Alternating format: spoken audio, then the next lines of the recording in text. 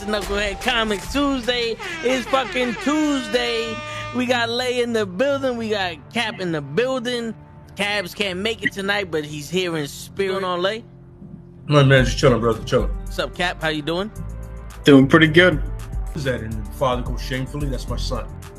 And the other guy goes shamefully. Orion goes, that's my father. Choose fear and hate to run your life. Something you can't do. That was wrong with me from the beginning. I was doing it that way. I was gonna go down that path. I worried. You thought it was Grayson? Sorry, got hurt. It's like not him. Not him. Crack his brain for somebody, anybody that can help, and remembers. Freeze. The media. Randall Savage. Randall Savage. With his knowledge and all other shit and his capacity to learn. Absolutely. This is the only vegan I'll ever eat is grilled chicken wings, because that's like vegan to me. You know what I'm saying? Because the chicken wings are supposed to be fried, but you grill the chicken wings and you put it in some sauce and give it some blue cheese. Is vegan. That's vegan. Like regular moo cow fuck milk, put it in some Honey Nut Cheerios, vegan, because Honey Nut Cheerios is good for your heart. You know what I'm saying? Can I steal the question from Cabs? I got it right. I would also like to steal. I would also like to steal. I would also like to steal. You're too late. Wow. I stay loose, I stay hype, I stay loose, I stay hype, I stay loose, I stay hype. I could do this all night, cause I do what I like. Yeah, I do what I like, yeah, I do what I like. Sipping goose, sip is right, and I go with the flow. Yeah, I go with the flow, yeah, I go with the flow. Cause I know I'm the show. In the zone, here I go. In the zone, here I go. In the zone, here I go. Yeah, they know I'm a pro.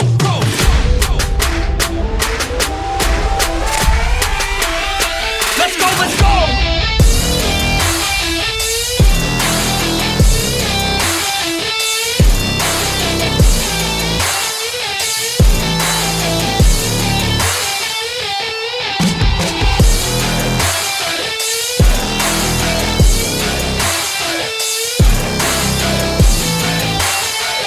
Yeah!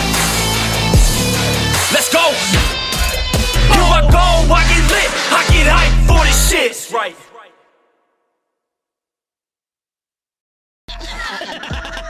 Word. He be like, I got a left elbow and a right elbow. I can break your face with an any elbow. Make sure that you get elbowed in your elbow with an elbow. Got the arm ball, get the farm ball, get around with the bomb with the bomb ball.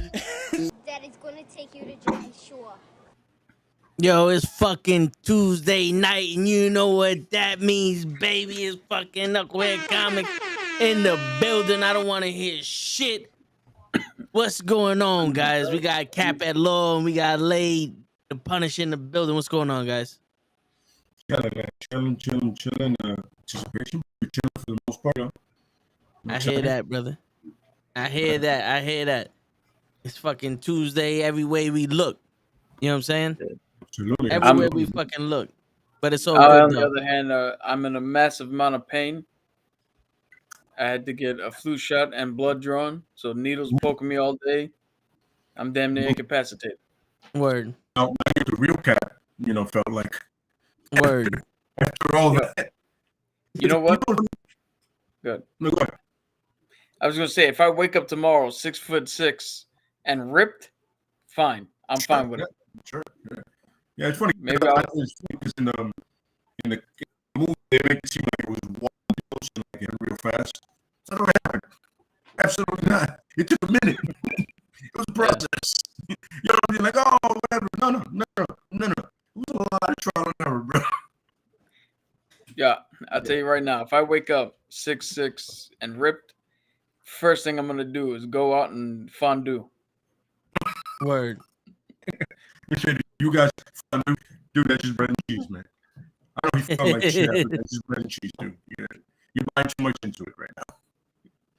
you fondue, huh? Is that what the fuck you doing? I'm over here saving the world. You're fondueing, you fucking whore. Listen, I focus on my work and that's keeping you alive. Okay. So anyway, I'm sorry. Word. Tony didn't focus on shit. Tony would have fondued. Carter. Oh yeah. Then again, I don't think Carter would have fell for this shit. She doesn't strike me as that kind of, she strikes me like kind of Tasha, kind of like in the movies, not in in the comics. Natasha got down with damn near everybody almost. Word. I mean, that's the same thing. She could still break that in the middle. But you know, the sun's going down mighty slow, big guy. You know what I'm saying? Yeah. Yo, before we rewrite She-Hulk, I want to give it a couple. I want to give it some time because I want us to go through all like 9 episodes. You know what I'm saying? So it's going to take some time. But question of the day has to be: I know we all seen Black Adam. Yes, sir. What did we think of Black Adam? It's exactly what I thought. Not gonna lie to you, like I literally got there and I almost Fast and Furious the shit out of this movie. Like I paid attention to certain cues and like it was talking about the doctor that did things there. Oh, by the way, I'm sorry, spoilers alert. We've got to say that. Spoilers, if you haven't seen it, and like I said, I go to the YouTube brothers, it's been for a week, fuck yourselves. It's been out for a minute. It's been on that boat. Word. Like I got the comic cues, I think, but it's exactly what I expect.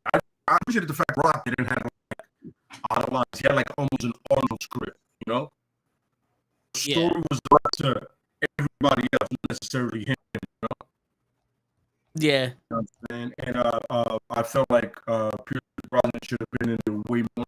I felt like he was literally the best part of the movie. I'm not gonna lie. I'm saying, like, I've read it before, Ken Nelson, and I can definitely see that, like Pierce Brosnan playing a younger version of him, and then getting to that point, you can see how he got to that point. And the dude who played Hawkeye, I think he did a better job than anybody else. Hawkman. I apologize. I've seen him play him. That's limited. But I like the actor, so it didn't matter. And I feel like him and King of nerfed a lot. Him and Dr. Fate. Dr. Fate was nerfed. Because Dr. Fate literally ended all of those conflicts with like a cell and game. You know what I'm saying? He said, I am the Lord of Order. I was like, yeah, dude, you got this. It should be pretty quick just by yourself. I like Adam Smasher was definitely the Tom Holland of that movie. Definitely the Spider-Man. I like the kid. He seemed like he was just happy to be there. You know what I'm saying? Like, hey, sign me up. I'm in. And Cylon, they made her power look useless, but at least she was a genius. That's true. Yeah. I do agree with that. Yeah, I'm like, honestly, Adam Smasher had him down for a minute. Hawkman was literally always interacting with him. And then Dr. Fate was, illusions and everything. And what exactly did Cyclone do? Put bars around the guy that's literally lightning? That makes sense. Yeah. Yeah, but like I said, I went there to see Black Adam fucked up the side of America. That's what he kept handing the ass. You know what I mean? Yeah. But I like how they kind of remade the story in a way, you know what I'm saying? It wasn't necessarily that he killed the New 52 one that he killed his nephew for the power, and his son gave it to him, and ultimately, like that was cool. That's a good way for the Rock to look like a good guy. But watch him. Anybody that was a bad guy, he did not let live. I respect that. He killed everybody. So and you and me.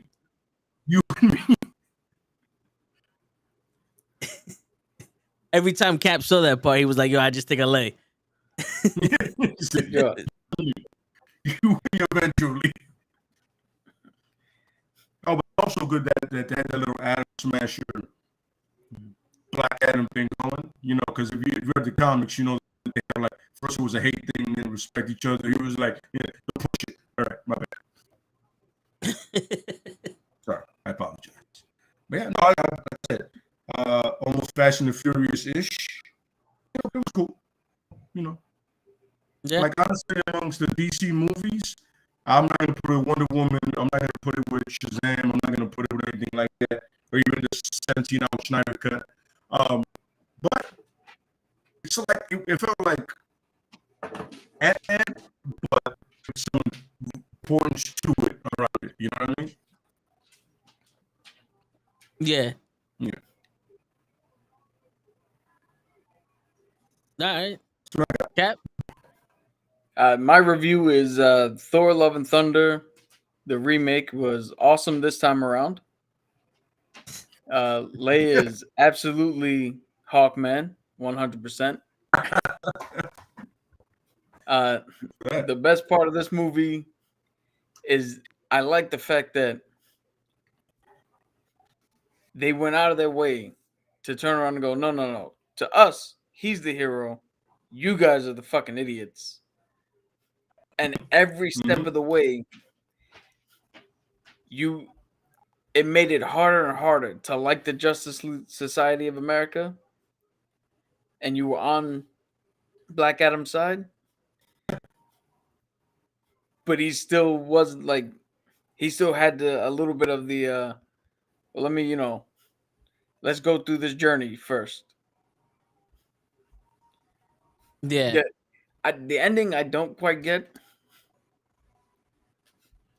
where he was like, all right, fuck it, I'm gonna give him my power. Then the son was like, no, go back. So he went back, and now all of a sudden he's like, well, now I'm gonna kick everybody's ass. Like, okay, I don't know. Amanda Waller can't really threaten you with anything. I mean, we all know who showed up, but Yeah. he went straight from, I kill everybody. You know what? You guys are right. I don't deserve the power. You need my help? Fuck it, I'm killing everybody again. Like what? he immediately unlearned what he was supposed to have learned. All Rocky, baby. I was about to say that's my reference because then Dr. Fate was like, "Get up, you son of a bitch! They're making loves yet." I was like, "Rocky did it for the rest. They did this, didn't they?" Okay. One thing I will point out though is, all right, forget the Rock not even trying to do a fucking accent, which is stupid. Everybody else in the goddamn movie tried. Just throwing it out there, I call that a mile away. Yeah. But even when he spoke, language was terrible. Yeah. The one thing that did get me, and you can call it a nitpick or whatever, it's the man who's been asleep for 5,000 years, woke up in a kid's room. How does he know English? How does he know what a lunchbox is? How does without that thing of him learning what it is? Because one of the gods gives him wisdom, right? But clearly we see Shazam doesn't know wisdom of shit. He don't know nothing. That's crazy. But yeah, I remember Black Adam's wisdom should only come from his age, from 5,000 years ago. Because I don't know about you, but unless he had some shit playing in his ear teaching him everything, you ain't learning shit. You've been away for 5,000 years.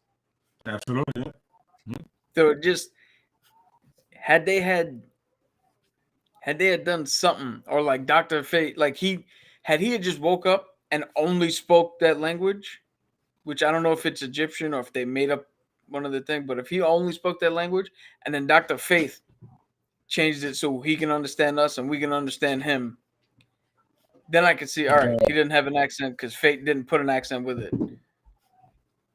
And then I'd have been like, all right, that's cool. Yeah. Another weird thing is the Terminator 2 aspect of it. It's like, yo, you need a catchphrase, and I'll, it was like you were teaching him to be a TikTok hero. Yeah, pretty much. Yeah, I was looking and I was like, and I appreciated his, the one thing I didn't appreciate about him is actually walking through walls. You know what I'm saying? He acknowledged that there were doors, but he just kept going through walls. Yeah. That's one thing that kind of took me out the movie. Because I was like, dude, if you acknowledge what a door is or a doorway is, what the, Why bother? Knock the whole fucking building down. He practically did. I appreciate that because it would, to me, with that much power, it would make perfect sense because he's that much power when he's that arrogant. You know, a lot of people didn't know speak about his arrogance. He straight up on some, oh, I can none of that with me. Don't get me wrong. I mean, Hawkman probably give you a little bit of run for your money, but that bad eye smasher, unless I missed something, nope. The only person that really should have given you all kinds of problems, he just stopped you. You know what I'm saying? He should have been some, that's it. With this shit. Or like I'm the comic, Blue would take over and be, I'm done with this shit. You want to be nice? I don't want to be nice anymore. Yeah. Yeah. They kind of, when you brought up that they nerfed Dr. Fate, it kind of made it seem like they didn't put Dr. Fate in the movie. They put Dr. What's the Future in the movie. Just show me what the future is, and we'll go from there. But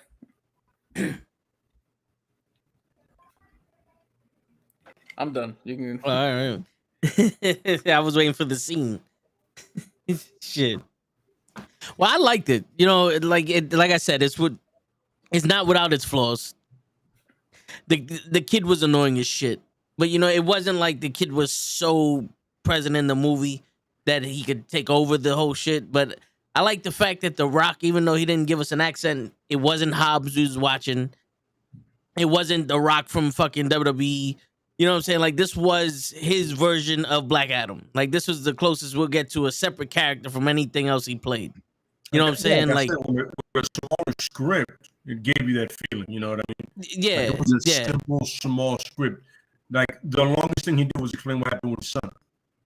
Yep, and he didn't even give that like that skull or nothing. Like the looks that he had was of regret and anger, and it was almost like faster type shit. You know what I'm saying? Like he didn't have that whole like nothing. Like the shit he did was funny, but nothing about him was funny.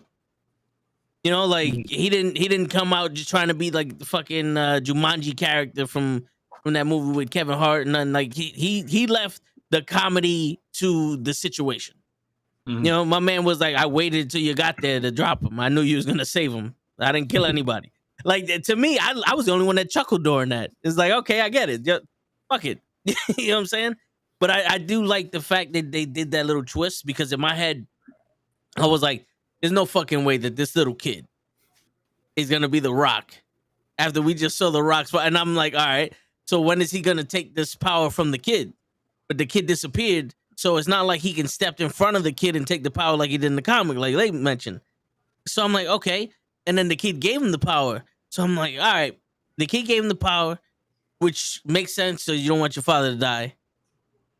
But a part of me was also like, well, didn't Shazam give his family powers and he still got the Shazam power? So I don't know how the kid gave him all of his powers. But I was like, okay, I get it. But I'm not going to lie. Shazam comes, or Black Adam comes, you kill this kid, you kill his wife, everyone's getting dead. Everyone's finding the exit to death. You know what I'm saying? And he literally killed everybody. Yeah, I think the difference comes where Black Adam's son just was a one-on-one, I'm transferring you my power. Where Shazam, if I believe in the movie, he brought them all to the temple. Yeah, and in the temple, they all said, like Power Rangers, they all went, and then they all... Well, yeah, they got individual powers. Yeah. Once the master off, so you can tell already, Yeah. But you know the one thing I don't like, not about just this movie, but about a lot of the movies that are being made in this genre is the pacing. It always feels fast. It's either it feels fast and you don't say enough, or it's so goddamn long. Like, yo, we didn't need the 45-minute fucking bathroom scene. You know what I'm saying? Like, you know, it's because it's like, yo, you know, nothing takes time. That he wakes up. The kid explains some shit to him. Then he goes, "Hasta la vista, baby," and goes down the stairs. And they have a conversation. And then they keep going. And it's like, all right, I wish you would have showed a little bit more of the connection between the kid and Black Adam. Because I know we automatically assume Black Adam saw this kid as his son and he was gonna protect the kid because like he didn't protect the son. I get it. But I would have loved to at least felt that connection a little bit more. I hate that this fucking kid. Yo, you want to talk about what's that shit where the women are the heroes? You know the shit that people say the women are the heroes. Heroin? You know that bullshit that people was like, oh, she's a Mary Sue or what is it? Oh yeah, Mary Sue. Yeah. What, are we gonna need a name for these kids? Because I'm tired of this fucking kid being the only one that got the balls to fight zombies, and everybody else is sitting there like, oh, we're hiding. Like the brother and the mom was gonna beat. Well, the mom was ready to beat the shit out of Black Adam and Hawkman. You know what I'm saying? She's like, you're gonna save my son. I don't give a shit what's going on with y'all two. Which I love that. Because I was like, that's a real mother right there for you. I don't give a shit who y'all motherfuckers think you are. My son's over there. You know what I'm saying?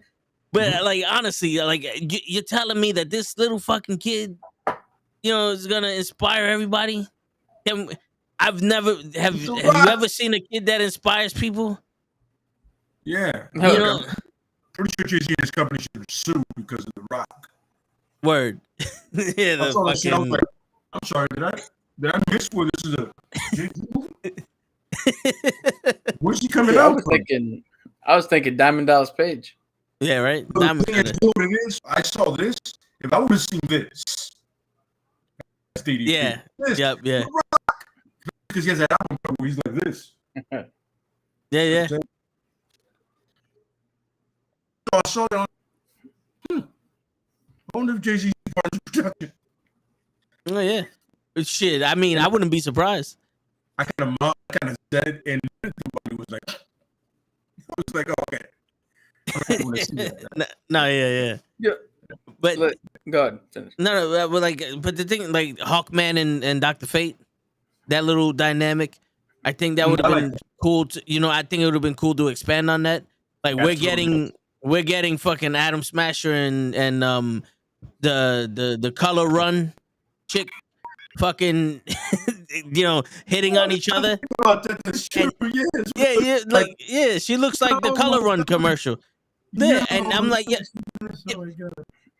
I'm not mad at any of them, but I'm thinking like, why do I need to see them hit on each other when absolutely nothing is coming of this, and not see the actual friendship between Hawkman and Dr. Fate? That could have been like a Bucky, Sam Wilson fucking scene there, because it would have made more sense when Hawkman is like, no, then he's hitting the shield, he's trying his hardest to save his fucking friend. It's like it's all implied, but nothing is shown. Yeah. And I think even though I like the part where he picked up the helmet and did the magic trick, two, I was like, well, one thing, I don't think that's what happens in the comic. I don't think that fucking helmet allows anybody to just use magic. You have to put it on. The problem is, once you do, that rule never lets go of you. Most of the time, like there's a Young Justice episode where Aqualad puts it on, right? Yeah. Sudden, he's like, yo, I let the dude go. Let it go, and I'll put it on. I already know magic, so it makes sense, right? And Abu was like, this good, I'll take that. You know what I mean? The thing is, Abu is known really prick and keeping whoever put the hell on him, bro. You know what I'm saying? That's the thing. That's why he said, I'm gonna hold the here to do it, because I know this dude. He doesn't let people go. We get like Hawkman implied that by going, I learned this trick by holding the helmet. That's why I would have loved to have seen that. And like I said, these are the things I saw that was a problem, but I did like the action. I liked the way the movie went. I liked how it wasn't like so many plot holes where it's like, all right, this is a new area, this is a new city. They already explained why no one's coming. Like they're like, yo, for 28 years we've been ruled under tyranny and none of y'all motherfuckers came. Now all of a sudden we got our champion. You motherfuckers want to bullshit us? Like you want to fuck with us now? Go back home. We got this. We don't need a hero. We got one. If I'm a Hawk, I would take his house in New Orleans. He clearly has something coming out the yin yang. They're coming out look way better than the Black Hawk coming out. Yo, the things Yeah. from X-Men, they look way cooler. yo, when that scene came up, I turned to Toe. I was like, "Yo, are we in New Orleans or are we in upstate Yonkers, bro?" That's what, Yeah. that's all that's in Manchester, right? That's what we had. But I mean, this is school for the gifted, right? Meanwhile, one dude lives there by himself. Yeah. Yeah. The ego on this break. You know what I'm saying? You know what I'm saying? But Yeah. I definitely, I didn't like the fact that he associated with Amanda Waller because Yes. Justice Side of America wouldn't. But I understood the relationship. I understood, how that worked, how for the plot device of the movie, how that works. You know what I mean? And I'm with Cap. Amanda Waller was absolutely no threat. Yeah. And Amanda Waller should pose all the threat because that's what she does. Until it comes to Batman and Batman. Yo, but one thing I didn't understand was if you got Superman on speed dial, fuck you need the Suicide Squad for? Fuck you need this Justice Society X over here. Well, the thing is, there's things Superman isn't comfortable with doing. There's things the Suicide Squad has to do. They have to do it because if not, they'll die. No, I get it, but I'm like, yo, if I know Superman even a little bit, Waller goes, I need you to go over there and make sure this guy's in check. And he go, I think Superman would answer, why? I don't see a threat so far. Mm-hmm. Maybe it's the way she sold it. He didn't blow up. Amanda Waller's a master manipulator, bro. He beat a fucking demon up. He beat a demon. I heard the whole thing. He beat a demon up to save the child. He's eating Burger King. Fuck, I need to go over there for. Mm-hmm. And not for nothing. If I was The Rock, or if I was Black Adam, we need to talk. The fuck are you? Wow, we don't need to talk. This bitch just threatened me. You're the one. You're the champion. Let's go. You know what I'm saying? Like you came to my hood. You came to my hood with this shit. Yeah. No. You know what I'm saying? You came to my hood. You can't start. You can't start the beef like. Yeah. That's real. You told me I need to stay here, right where I'm from. I'm already here. So now you're coming to what you told me to stay. So yeah, you come and try to spot. Like, word. You throw hands. And yeah, and I get that The Rock wants to face Henry Cavill in the movie, but not for nothing. The Rock with that, I love the fact that he did that. But not for nothing, he should be going after fucking Shazam. Well, I don't think he knows about Shazam. I don't think he has knowledge of him right now. Because nobody's mentioned it to him. Yeah. Like, it would have been something if Dr. Fate would have said, there is another one with the power just like yours already. And he goes, who? Yeah. And that's where he goes, who? Who else has powers like me? No, but here's the thing though. What Amanda Waller, right? The first end credit scene, Amanda Waller threatens him. No one comes. She just says, "I got beans that could destroy you." The wisdom god or whatever the fuck of The Rock. The next scene after all the credits, he's looking up. He sees Shazam's logo. He goes, "Oh, someone has my powers, or this wannabe thinks he's me." Because Captain Marvel is the Greek gods. Shazam is the Egyptian gods. All the gods spell the same name. They pretty much got the same fucking powers. There's one's Egyptian, the other one's Greek. He and if this is the wizards, he knows about that shit. He's like, oh, I know, like one of those scenes, like instantly he sees it. Like, nah, this nigga's gonna come for me eventually. You know what I'm saying? Yeah, no, I get it. It's funny, and if they do it right, and I've said it before on this podcast, they have it's a cartoon. It's short. It's really quick, right? But it's literally a Superman All-Stars, Shazam and Superman versus Black Adam, and Black Adam is handing all kinds of ass. He even with Lion Ball, he goes, it's some magic. Even though he has an accent, and you know who does his voice? Like I said before, dude from Deuce Bigelow, the guy that's in the Mummy. Could have done a voice. I'm just saying. Yeah. If you can't if you don't have the DC to get a dialect coach, and at least have that dude voice you over, bro. You could have done that. Word. We see the face, bro. We don't need to know it's you. You know what I'm saying? But in that short, if anybody gets a chance to see it out there, you haven't seen it, watch it. It's a great. The thing is not even that long, but it's like the fight goes from around the world, and then they wind back where Billy Batson's from. I always get the name of the city that he's from. I think it's Bay City. Is it Bay? They might have actually changed it to what the original comics publisher was. Sure. To that city. I remember in that one, I think it was like Bay something. Yeah. The point is, right? But another, sidetrack, I'm going to come back to it. I think I did like about it is that it took place all in Canada. Yeah. Place there, where they dropped them off from the water. But for the most part, it was like, this is all about Black Adam and where he's from. But like I said before, if you were able to listen, you give me a 20-minute fight with Superman, Shazam, and Black Adam, I'm with it. And just make sure dude who plays Shazam works out with The Rock. You don't like the bodysuit? There's two guys that wear muscles. I'm just saying. Yeah. I remember when I thought Henry Cavill was wearing a muscle suit, then I saw the scene where he comes out, with the beard, and I was like, "Oh, what's wrong? You just got jacked." Yeah. My bad. You deserve all the props, brother. I apologize. So Zachary Levi, is that his name? Zachary Levi, yeah.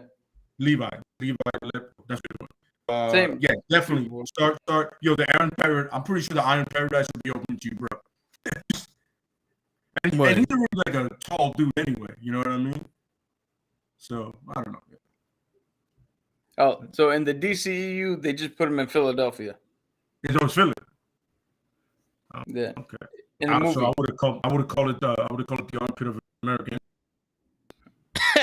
So, two things real quick. One, because we're talking about a Rock movie, his daughter just debuted in The Schism on NXT. Really? Oh, Yeah. Cool. All right, cool. Yeah. Nice. And two, how was the reception for the end credit scene in your theater? Because in our theater, the crowd went silent.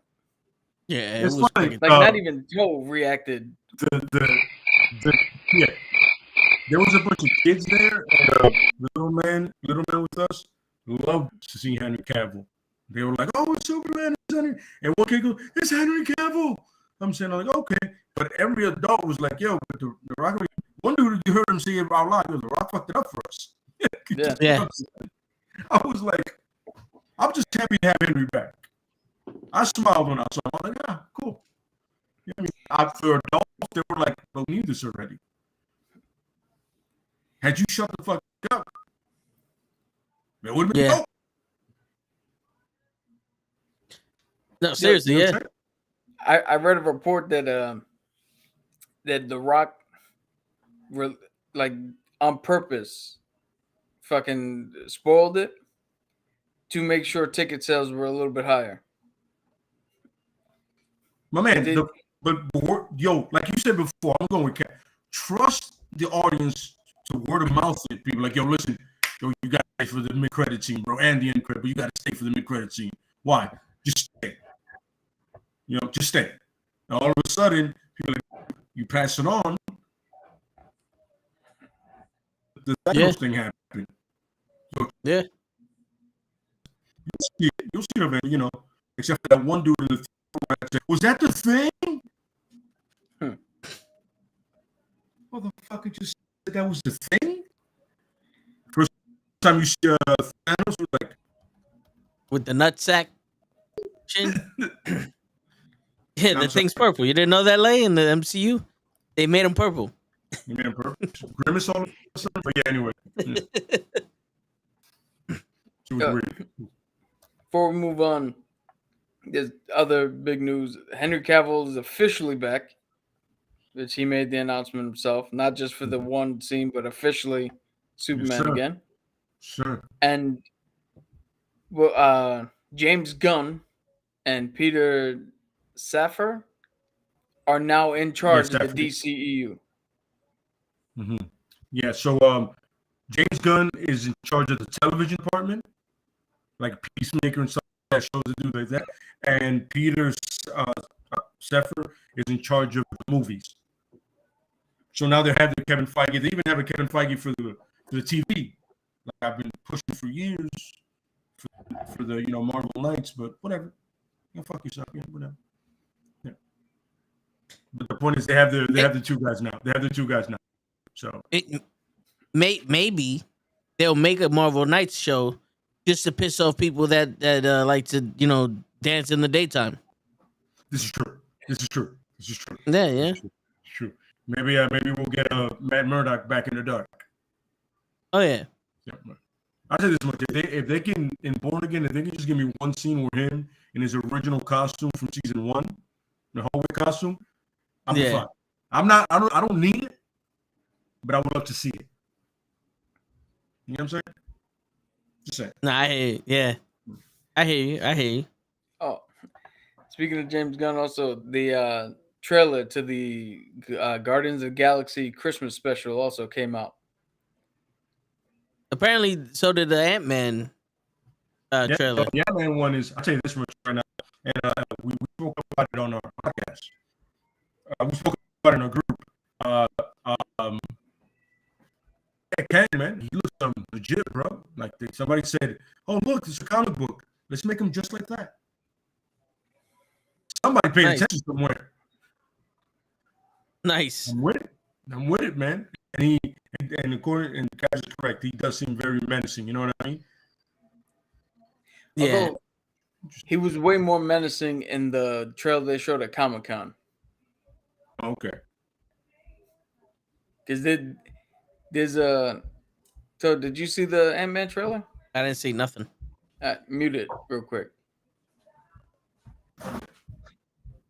Well, So, listen. Here's the problem, right? Everybody wants Thanos again, right? No, you need something different. yeah, you need to You don't elevate. need a Thanos. No, you need a different threat that different problems. So that way you bring in different heroes. You know? Yeah, but so the thing is, in this trailer, you see him say, "Hey, I'm trying to get out of here. I got something you want. You got something I want. Let's work together, Ant-Man." In the Comic-Con one, that scene, the dialogue at the end is different, where he's like, "Oh, I've killed the Avengers countless times. Which one are you again?" Yeah. Like that seemed way more menacing than what we got here. It's not a bad trailer.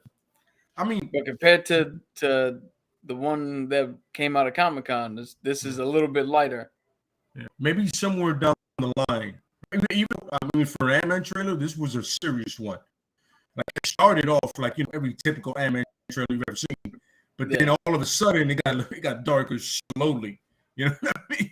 Yeah. You're like, oh, so it's just not another Ant-Man movie. That's what we're doing. But I feel like with that line, it could be. You could do that for the Kang Dynasty thing. Because I've killed you all countless times. Who are you again?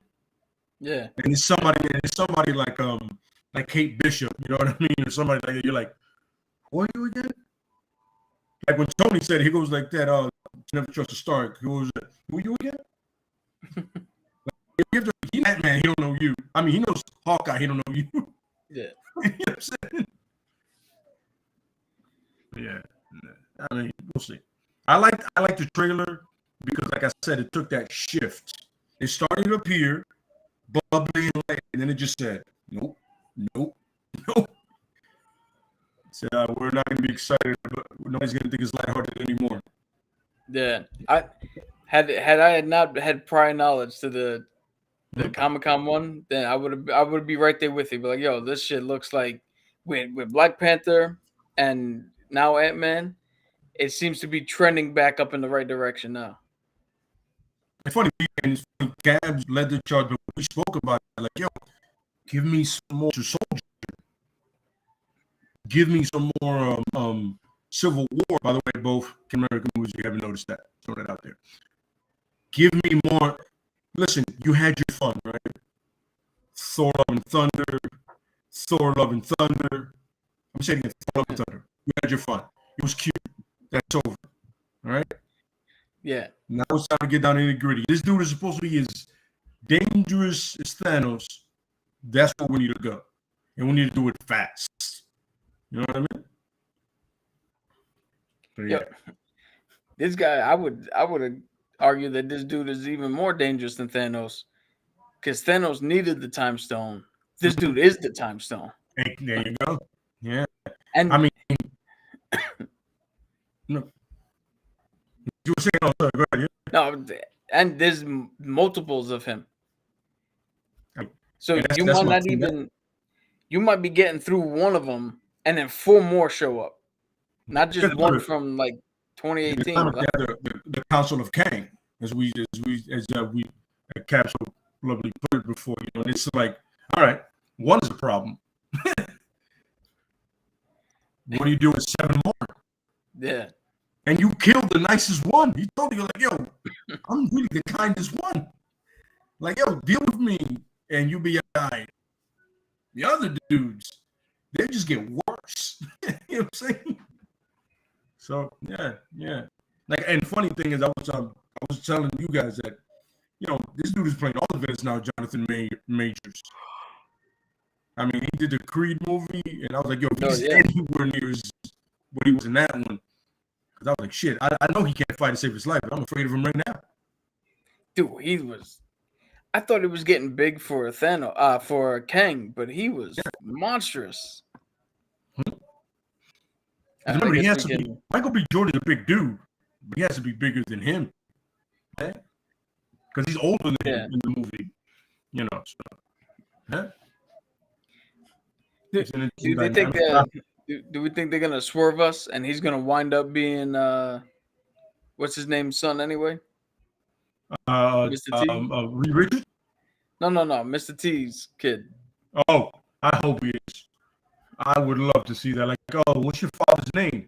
My father's name? Clubber Lang. Like, they never said his last name in the movie. You know what I mean? So it would be a cool, like, throwback, especially since it's part 3. You know what I mean? Yeah. I heard people like they don't want it because they're like, but why would you now have to go and fight all the sons of everybody Rocky kicked the shit out of? But I'm like, yo, your son. Yeah. I'm like, but this is what the Rocky franchise is.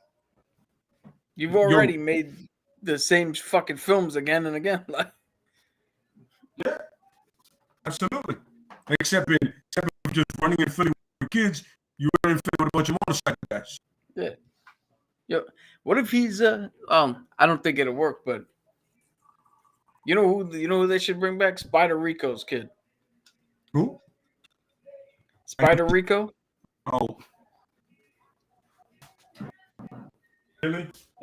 That's the dude from the very first one that he the only guy he beat in that movie. The guy that he beat in that club fight. Yeah, in that bullshit fight. Yeah. Now he had like boxers on. Or like boxers before it. Yeah, that's a good one. Nobody that'll do this for a lot of people that are not about the Rocky franchise. You know what I'm saying?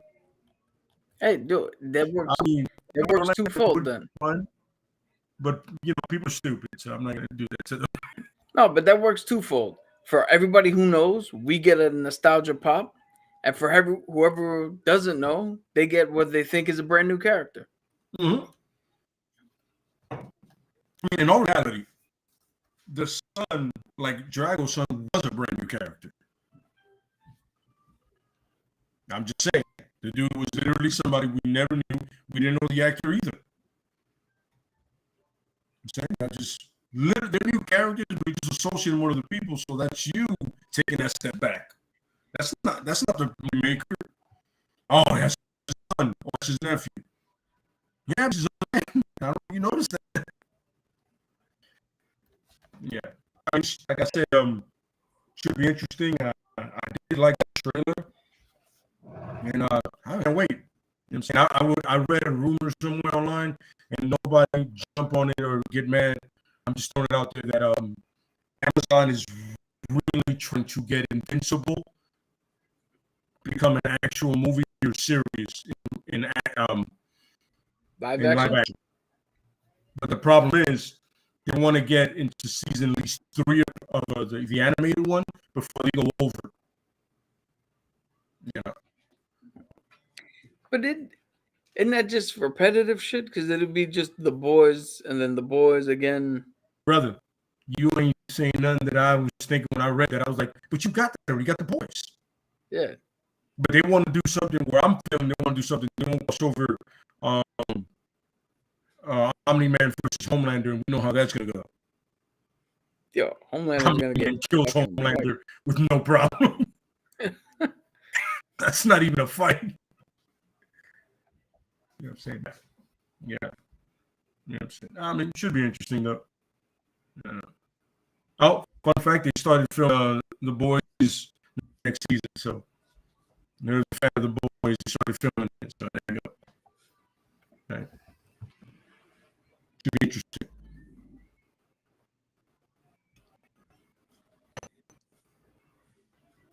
Yeah. So we're getting into this now. The lawyer show.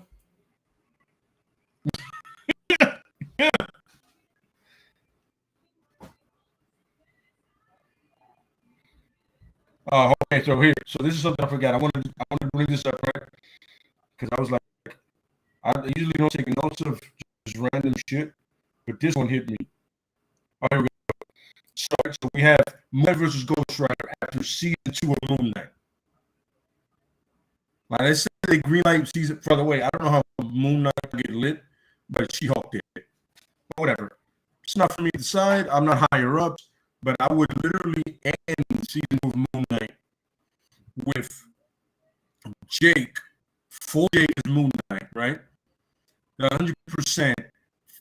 And then Gusher realizes maybe I may have picked the wrong guy for this. And he contacts somebody, goes, I need somebody to destroy what I made. And then what do you get? You get the spirits of vengeance. I'm saying it's something hard to write, but I'm saying it's pretty easy to like link that together. You know what I mean?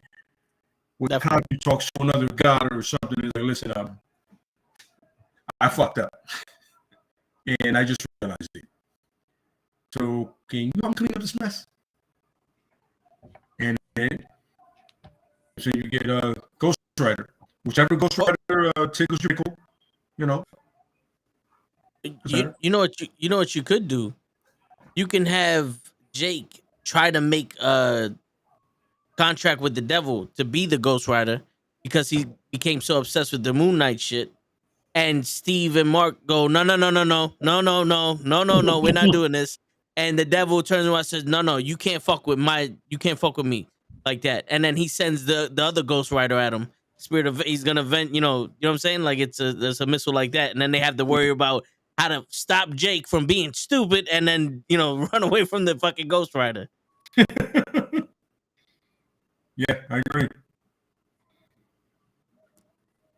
No, I'm with that 100%. Yeah, I mean, just a fun fact to throw out there for people,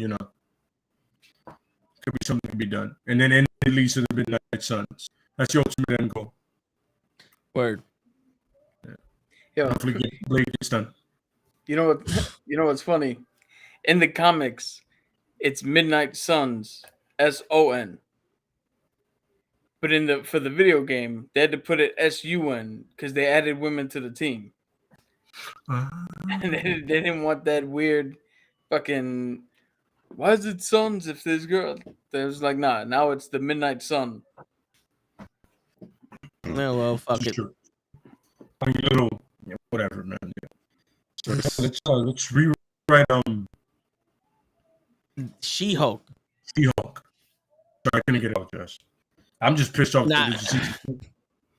Yeah, I'm pissed off that she came out and actually said that this was for the trolls. Yeah. You literally wasted our fucking time. Yeah. That's what makes it even worse for me. Yeah, absolutely. There's nothing about that finale now that is saving. You know how people are like, oh well, at least I like when she jumped out of the thing. It made me seem like my Disney Plus was fucking up. Nah, that don't count now. It's like the Yankees losing in the fucking playoffs. There's no more baseball.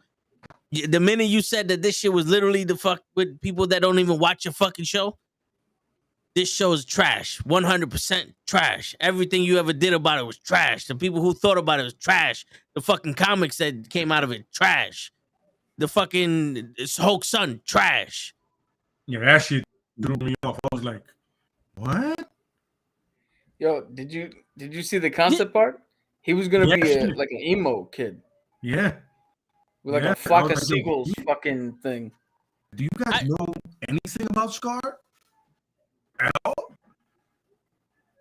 You know, not for it looked like if they turned me fucking green. I don't know how my man got a bun in his he got that cane hair. Yeah. Like the front part is bald, the back part is fucking long. It's like, yo, decide if he's gonna have long hair or not. You can't do this double shit. Why does he look like a pussy when he's supposed to be a savage Hulk? And apparently none of the Hulks are going to show up in the New World Order Captain America. The other ones we know, at least.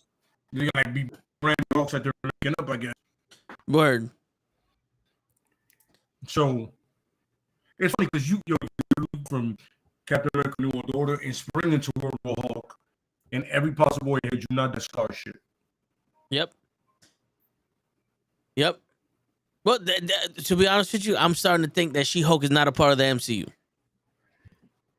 Not a part of the MCU. It's just it's like Werewolf by Night. They just made that shit. Yo, fuck off with your trolls. We purposely made the CGI bad so you don't jerk off to fucking She-Hulk, you perverts. And then when they got the ratings back, they said, "Oh, teenage girls and actual MCU fans watch this." Season 2, baby. We did it. Season 2. Yo, Fucking assholes. I don't get if you make a good show, then it doesn't matter if there's trolls, because everybody who's gonna review the show is gonna be like, yo, this show's good. We have trolls who are saying bullshit. But when you dedicate to just fighting the troll and you forget to make a good show, now, like a couple of weeks ago, what I said, we have no choice but to align with the trolls and be like, oh no, they're right. It's like you're literally aiding and abetting the people you're fighting against. You're like, you're giving the ammo, baby. Feed it to them. We're like, oh, Yeah. You know what I'm saying? It's like you put all that energy into going against your trolls and you forgot completely that you had a great character to make an amazing show with. Oh yeah. Yo, they got, I don't know if you guys ever had this happen to you, but in middle school, there was a kid in my class who loved to antagonize, because the minute you went up to him and like did anything, try to hit him, try to whatever, he immediately cowered, played the victim, and called the teacher and got you in trouble. And if you played into it, you got fucked up. That's exactly what happened. They played into the fucking idiots and then got punked out. Yep.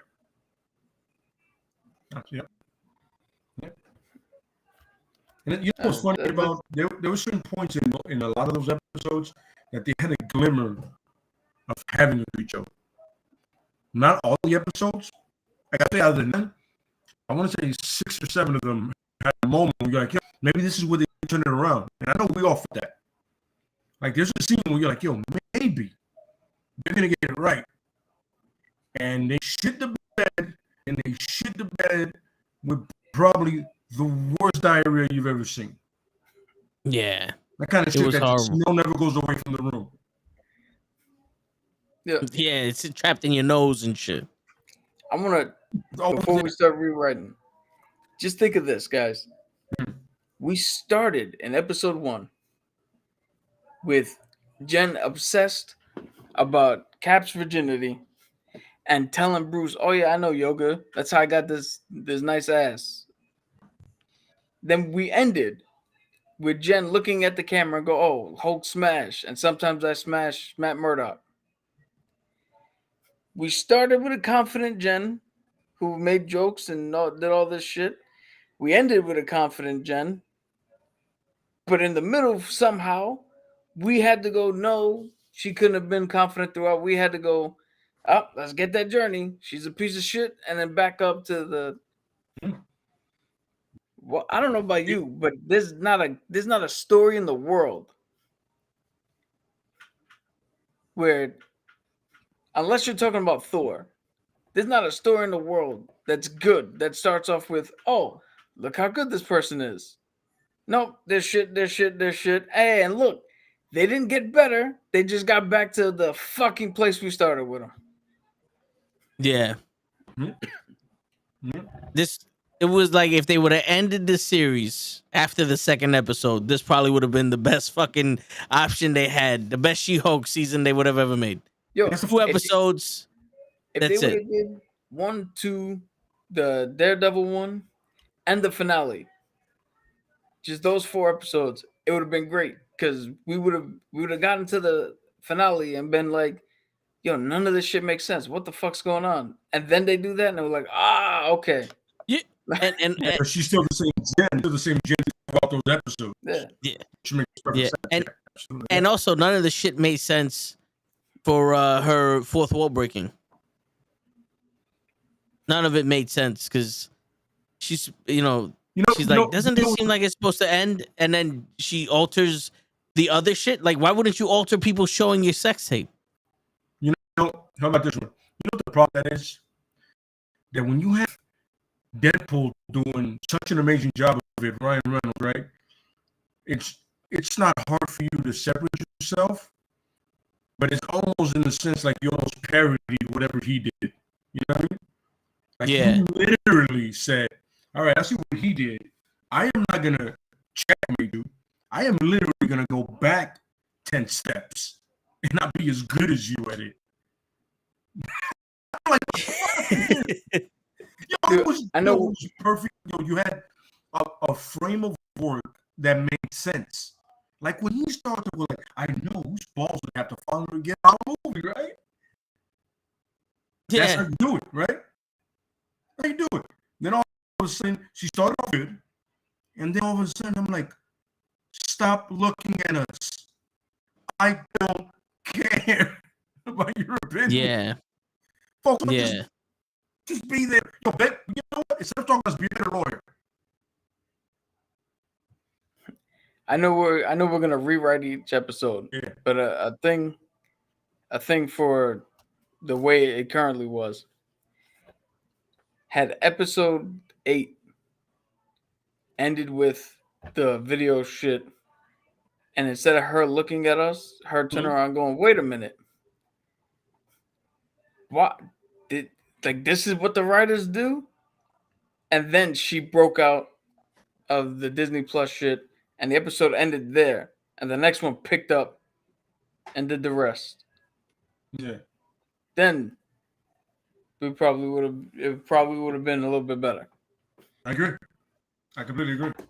Yeah. You know what I'm saying? Shit. Yeah. Well, I got an idea for one of the episodes that we could do, but let's get into the shit. Absolutely. I got an idea for episode 1. All right, so let's go then. Let's roll with the episode 1, She-Hulk. Let's get into the nitty and the gritty. Episode 1 has the same start premise. Right? You start in the law office, and she gives a little bit. You hear, as she's like doing research or whatever, you hear somebody else mention the case that's going on. They talk to her a little bit. She gets up. She looks at the camera and goes, it's like, I know you're not going to care about this. You're going to be wondering if I'm already She-Hulk or when am I going to get that. So let me show you. And when they do that, we hear that the case she's working on is not a mob case where the mobsters killed her mom, because let's keep the parents alive, right? Especially perfect strangers, please. I love that guy. So the mob is going after her client. Oh, okay. Right? And then when we see her and Bruce, they're doing a road trip. He's taking a break finally. We get a little bit of explanation of how he showed up in Shang-Chi looking human. And then they get run off the road by the fucking hitman of the mob. Oh shit. She gets all, what do you call it? Bruce gets cut, gets the blood in there.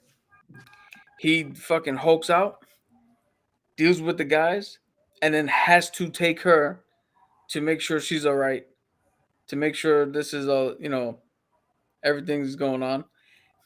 And we don't get Bruce trying to keep her there.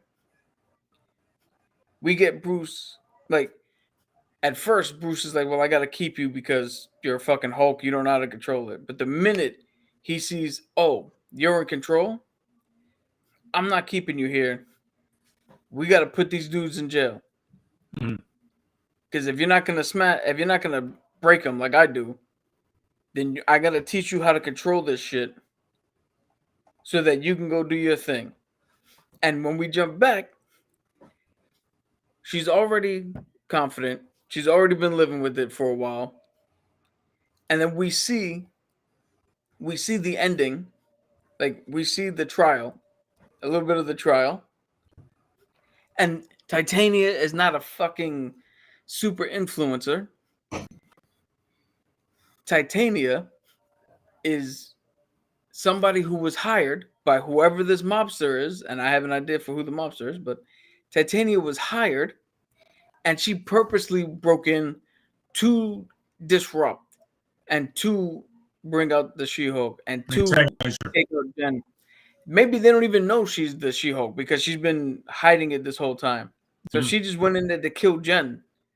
And then boom, She-Hulk comes out, hits the punch, and then it ends with She-Hulk saying, no, don't worry, this is a lawyer show. And the subsequent things going forward is it's actively trying to be a lawyer show, but she keeps getting pulled into different shit. I'm with that. Yeah, I like that. Yeah, for the first episode, I had little source lines of thing of Cap saying, but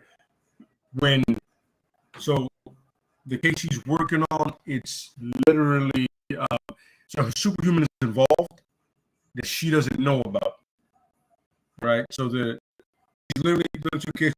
It's a criminal case, but she has no idea that the powers that be behind it, that the goons or henchmen, as they fought each other with, are working for a superpowered individual, right? So trial goes on, right? And then eventually she calls Bruce because there's a scientific problem with the case. She knows, hey, my cousin is probably one of the most brilliant scientists on God's green earth. You probably know about this, right? It's not a bad idea, right? Meets up with Bruce. Now they're driving, the goons come, shit happens. But in this one, Bruce does do the blood transfusion. He does it the way the comic book did it. I want to keep that there because I want her to have that shock of, wait, you what? Aren't you you know what I mean? But then what I want to happen is after it was said that she comes in, she tells you this is what happened beforehand, but instead of her working for somebody, she has a home law practice. She doesn't work for anybody. This is her own practice, and she practices as She-Hulk all the time, every day. You know what I mean? She's not Jen Walters until she wants to do something social. You know what I mean? But in the courtroom, She-Hulk, 20, in that room, she's doing it 100%. So still at the end, she doesn't know who the superpowered individual is. She actually has no idea. She goes about it, she gets another case. The case leads to that same person. Doesn't know who it is. Leads to that same person again. It doesn't make sense. All of a sudden, it gets to one point where in the episode, I'm saying, one of the goons had to go back, and it goes, I don't think she has any idea that it's you. And all of a sudden, you turn around and she is Mr. Negative Man, and he's like, figures a lawyer that smart would think someone this powerful would probably be the one who's behind all this. Goddamn. And the only reason I want Mr. Negative Man is because if you bring him back to the end of the episode, it would make sense that Spider-Man is not far behind. So I'm going to link this up, that it all comes together. And Mr. Negative Man is part of Yakuza, so he can be in New York, in LA, because the Yakuzas have branches everywhere. It doesn't matter. You know what I mean? But like I said, the one thing I wanted to do is I don't want to work for anybody. I wanted to go. I tried being somebody's lawyer as a She-Hulk, and all I was a publicity stunt. I'm practicing on my way, on my time, and as She-Hulk. Yeah. And you can do all that social shit for like 5 minutes or whatever, like her dating. I just want She-Hulk in the courtroom and She-Hulk throwing hands. Okay. Well, my first episode is gonna be in the courtroom, and it's gonna start with her closing argument with a case. Okay. And in the background, you're gonna see pictures of the Ronin costume, the sword, the tech from the vulture, a bunch of other stuff that was picked up from all the invasions from the aliens, the tech that was stolen from Stark Industries, where that Spider-Man was accused of, because she's actually putting on trial the people who actually stole the tech, or the fall guys, and she gets these guys, convicted, and right when they're going to jail, they're like, it wasn't us. We can get you the real guy who did it. We can get you the king who did it. And she's like, what? So she starts to talk to him, and she's interrogation, and she's trying to get, and the guy's like, I need protection from this and this and this. And she's like, we'll work on it. So now she's with damage control, trying to get a plea deal to get, we'll get this guy and we'll get the protection that you need. When she goes home, drive-by, she gets shot. But the thing is, she doesn't get shot by a regular bullet. She gets shot with a freshly new alien tech gamma radiated bullet, where it doesn't matter where it hits you, the gamma radiation infects you. So this is where they have to get Bruce. And Bruce is like, yo, I've never seen this level of gamma radiation concentrated in one area outside of the Infinity Stones. Ooh, good one. And good he tries, he tries to put the inhibitor on her. It doesn't help. And he's like, listen, the only, I don't have Tony here. I don't have the technology to do all this. The only thing I can do is synthesize my blood for the healing factor, because that can actually take away the gamma radiation. Yeah, she'll have a chance to live. The problem is the theory has not been practiced yet, and he has to rush. So he synthesizes something, he tests it, it doesn't work. She's getting worse and worse, and Han is like, yo, listen, my magic can only do but so much to keep her alive, because he's already with Han. Like Han, Shiri, these people are helping him. You know what I'm saying? Wong. I'm sorry. Wong, that's what I said. Han. I'm sorry. Are you talking about the guy from Fast and the Furious? Yeah. No, I'm talking about the healer. I'm talking about the healer from the Dora Milaje and fucking the other shit. Yeah. Well, I'm talking about all of them. And Wong. This is yes. I'm talking about all of them. He's yeah. Yo, this is everybody, because this is Hulk's cousin. They're pulling all the stuff. They're trying to do all the things they can do. They got the magic coming.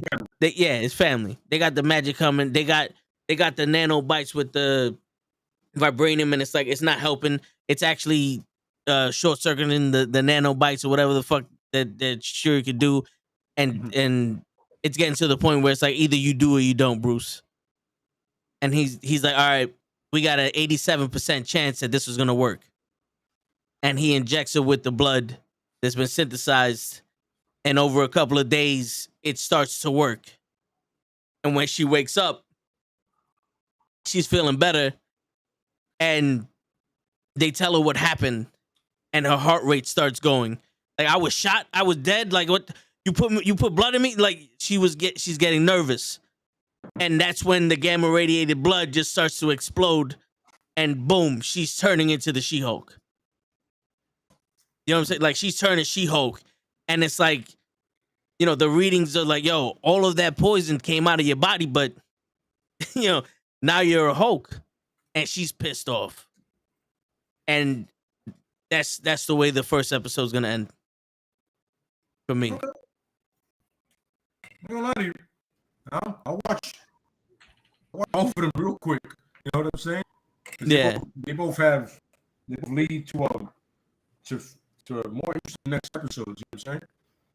Yeah.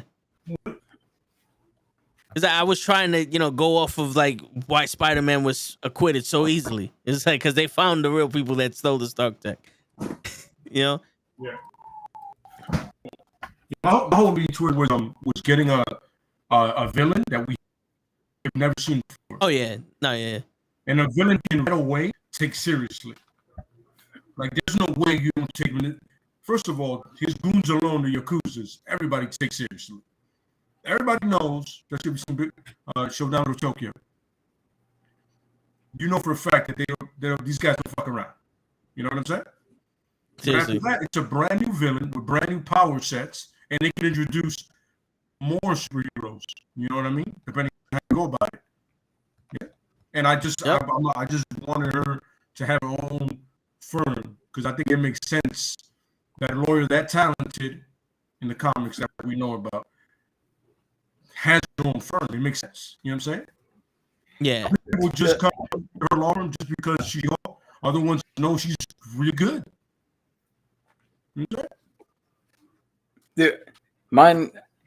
It might not have sounded like it, but mine is still keeping the lighthearted comedy tone to it. Yeah, but moments I got that serious throughout.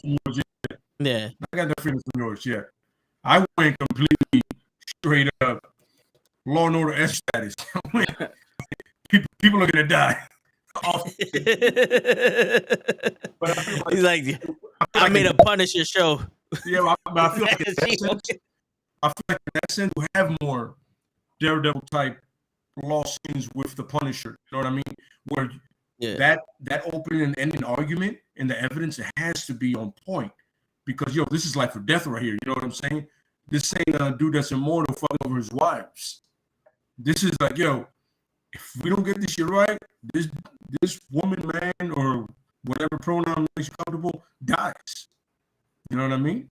And the fact that she doesn't know who's throwing this all this at her, she's still like really in the dark about it because Mr. Negative is that good at it. And by the way, Mr. Negative is still running the soup kitchen in New York City, and he has one. Those are his fronts. No matter what, those are his fronts. You know what I'm saying? I'm keeping that. Those are his fronts. Is he running the same one that Aunt May is running? Yes, that she was running. He took over it because they needed somebody to take over it. So he's like, "Oh, what a good front! No one's ever going to suspect I'm running a fucking illegal business out of a soup kitchen. Nobody, no man. So you see him in a suit, you're like, how come everybody else is here? You know, that was my whole thing. It's like bringing somebody brand new, and his power set is actually really powerful, but they don't ever put it that way. You know what I mean? I got to bring in Spider-Man. Where's the Spider-Man? Yeah. Just to give people a little taste of what Mr. Negative can do. Eddie Brock, with his years of contact with the symbiote, it actually infected his blood and gave him like a version of cancer. And Mr. Negative was healing people in the back of the soup kitchen. So Eddie Brock goes, and Mr. Negative does his thing to reverse whatever's there. And the little bit of symbiote that was in his blood actually switched over. It was the polar opposite. Came back to life, healed Eddie Brock, and made him anti-venom. Where now he was all white with the black. And now one of the things he can do is he can sense sicknesses and shit and extract them. And that's why this time Eddie Brock was going after Peter Parker and Spider-Man, because he sensed the radiation in him, and he was trying to take the radiation out. Yep. Not knowing that will take away Spider-Man's powers. Absolutely. Yep. We lost somebody. No, I'm still here. I was just had to turn off the camera real quick. But all right, episode 2. All right, so episode 2 for me starts off with Starts off with Jen in the courtroom, this time expertly laying out a case as to why this elf lady can't be a shapeshifter and fucking pose as different people. Right? You do, what do you call it? Well, I'm doing the Megan the Stallion early. Right? She poses Megan the Stallion. Mhm. She turns around and not only does she prove the case, Mhm. but in the courtroom, we're actually starting to notice that damage control has posted up people who are specially able to deal with powered individuals. Because it wouldn't make sense that this elf who can change into anything would care about our laws and succumb to our laws and all that shit. No, she has no choice because they have somebody that can deal with her. Then we get the call where somebody else is trying to free Blonsky. She goes up and is like, "Yo, I'm gonna go to the court to his bail hearing or whatever the hearing, and I'm gonna argue against this. He tried to kill my cousin. He's a dangerous man." She goes and she sees that Emil is trying to do better, and the other guy has seemingly put up a good argument. And then she finds out, oh shit, Wong broke him out of jail. No, so I gotta get in contact with Wong because we gotta make sure he stays. She gets in contact with Wong. He tells her, oh, I needed him for the fucking Kumite tournament that I was in. Because Jean-Claude Van Damme was. She'll even make that joke. She'll even make that joke. When he's like, oh, I needed it for the Kumite. She'll look at the camera and go, the Van Damme movie from the 80s? That I would be a fan of. I like that. I'd be a fan of, yeah. Then she makes the argument that Wong broke out. He shouldn't escape. But she's not. It's still not convincing enough, and the other guy gets Blonsky off. And they come to an understanding that Blonsky is legitimately trying to change. Mhm. So Blonsky leaves. We see at the end, she's trepidatious about it, but she lets him go.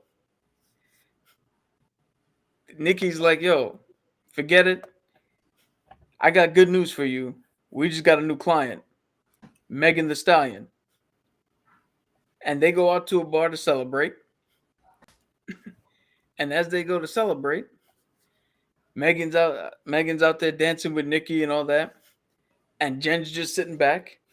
And they're like, yo, Jen, get out on the dance floor. Come on, come on. And Jen's like, nah, I don't get out there. I don't get out there. And they're like, Megan's like, yo, you better get out here and twerk with me.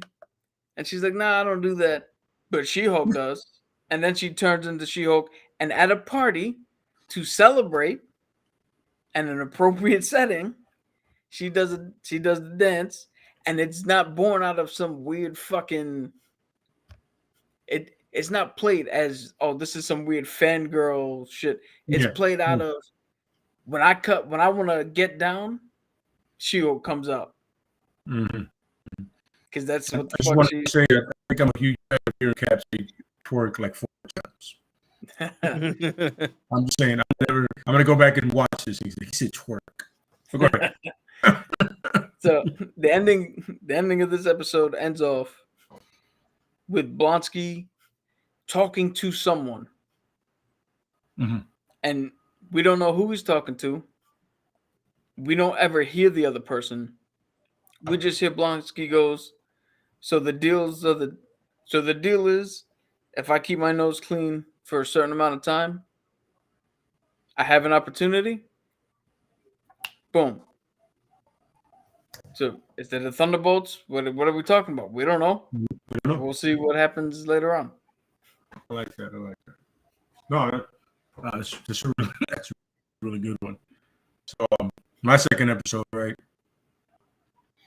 You see her. You see literally. You come in to her office, and she has files everywhere, right? And you see one file, and you see the file's name, and you're like, that can't be that person, right? All of a sudden, you see another file, close relations. You see another file, close relations, and you're like, you as a comic fan, right away look at the names. You go, I know these people, right? Yeah. All of a sudden, you realize when the client comes in, it was like that. Nachios, welcome. Jen Walters, aka She-Hulk. Welcome to LA. And like, she's representing Electra Nachios. What? Another pun, another good Daredevil connection, but it's not what you think. Nachos, like that. I understand you're associated with certain people here. You see a picture of Bullseye. It was like that. So these are the people you have contact with in your past. He goes, well, he killed me once. That was interesting. And this gentleman here, well, he just smiles and goes, he's something in a completely different animal. And it's Daredevil, but it's just a picture of like the silhouette and the question mark in the middle of it. But it says the name on top of it. Because, once again, not everybody in LA don't know much about the East Coast heroes. You know what I mean? Yeah. All right. So she goes, I do have one key witness that can help me. Well, actually, I have two key witnesses, but you're going to have to hire both of them. And Walters goes, what? I'm going to hire two people to be your key witnesses? Well, that's the way they work. What are you talking about? And then Danny Rand and Luke Cage come in. Heroes for hire. It's Danny Rand. I'm Luke Cage. And she looks at Luke Cage and goes, oh, man. That is a piece of a man right there. You know what I mean? She looks at him like, oh, man. That's something right there. You know what I'm saying? And like Toronto goes, listen, to prove my innocence, these two gentlemen here can let you know that I didn't do what I was accused of. I am not superpowered. She goes, no, not Miss Nachios, but you are a very talented martial artist, acrobat, and apparently assassin. She goes, that was misquoted. But I digress. Miss Walters, I have a very massive retainer. You can definitely please represent me. And these like I said, they could acquit me if you would hire them. But I don't understand. Why am I hiring people to acquit you? And Luke goes in, sweetheart, we don't do anything unless we get paid. But aren't you guys heroes? Yes, we're hero bills. Mostly me. Not the blondie behind me. He has money. Trust me. So the case goes on, and so she's being accused of killing a guy who started was innocent, but he's literally a henchman for Negative Man. But he just had a clean sheet, so he can do stuff for Negative Man and get away with it. You know what I'm saying? He worked in the soup kitchen. He volunteered in other places. He was still a dirt bag, but he just had a squeaky clean thing. Nachos knew it. Nachos had Heroes for Hire investigate him and follow him, along with Jessica Jones, but I'll get to that later. Luke Cage is going to lead to Jessica Jones later. I hired the best private dick I knew to hunt him down. And he goes through, you know what I'm saying? All of a sudden, the case gets cleared. There's Nacho tell her, thank you. Money's in the account. And the Heroes for Hire, they go, thank you. Oh, by the way, the devil, that file you had up there, yeah, he's real. You should probably look into that. Then they leave. From Daredevil to Spider-Man. The episode ends that way. He goes, you should probably look into that. Looking at her, and he winks at her and leaves. That's my second episode. Okay. All right. So my second episode starts with the Hulk is now talking to Jennifer. Jennifer's like pissed off, but she's starting to realize what's going on. She's rational. Bruce is realizing like, yo, your rage level isn't going up, but you're a Hulk. Like, what's going on here? And she's like, I wasn't like you, Bruce. I didn't have I didn't have demons growing up. You know what I'm saying? Like, I was normal. yeah, you know what I'm saying? Like, my father didn't torment me, Bruce. Like, like I think your guy, was an inner demon that you had that you really need therapy. I don't. I had a normal childhood, Bruce. You know this. This is why you never wanted to leave the house. And Bruce is doing more studying. That's when he starts to realize, oh shit, maybe this thing inside of him was like a mechanism. And they talk, and she starts to accept that she's the Hulk. And she tells Bruce, is like, listen, I don't want to be the Hulk. I'm not you. I'm a lawyer. I protect people with the law. I don't protect people with smashing like you do. And the Hulk is like, well, there's no law that says you can't protect people both ways. The COVID Accords is done. You can be a hero to people if you can't defend them. There are plenty of people that do it. Wink, wink. And he gets a call. And it's like, all right, I gotta go. Everything seems normal. Like, you got this. I gotta go. Something's going on, and Jennifer just like dismisses him. Like, fuck it, you always gotta go somewhere. When she's on her way out, she meets War Machine. He is working with damage control and says, okay. I need to ask you a few questions. Like, on some, did you get a good look at the men that shot you? Because we got some suspects. And Jennifer's like, oh yeah, I saw him. He's here. I know exactly who did that shit. Let's go get him. No. I don't need your help. I got him. And when he goes to fly away, she turns into the fucking Hope and grabs him and says, no. We're both gonna get this motherfucker. And he goes like, what the like, no one knew she was the Hulk except for Bruce and the people that were there. So the woman, she's like, oh shit. Well, it's better to work with you than not work with you. And she looks at the camera and goes, I knew he'd say that. And then she looks and she's like, wait a minute. And then she leaves. They find a dude that shot her. The place is ransacked. The dude's dead. They don't know what the fuck's going on. They're walking around with all this shit. They see hammer technology. They see all this other shit and like, yeah, they're like, all right, what the fuck is going on here? This is a lot bigger than just some dude at the, fucking with the wrong tech. You know what I'm saying? Like, they're making something. Mm-hmm. And Jennifer's like, yeah, I see this shit, but I just came here to fuck him up. Like, this ain't my problem. This is your problem. You find the dude that did this, and I'll get him. I'll get him put away. Like, that's the deal. And woman, she's like, we could use your help. And she's like, well, I can help you with the law because I'm not you. I'm not one of the Avengers. I'm not one of these other people. Just wrong time, wrong place for me. So they go, and she goes and she's talking to her friends, and she's telling people that she's the Hulk because it made the news, all this other shit, and she's starting to realize like, yo, what the fuck am I gonna do now? Like, nothing is really happening to her. Like, she doesn't lose her job. She doesn't lose. It's more accepted that there's superheroes out there. There's enhanced people. Nothing really happens, but she's like, all right, I have a crossroads because I have these powers. Mm-hmm. And she's drunk and she laughs and she's like, well, with great power comes great responsibility, right? Right? Give me another one. I like that one. No, I like that one. That's good. That's good. Yeah, I like that one.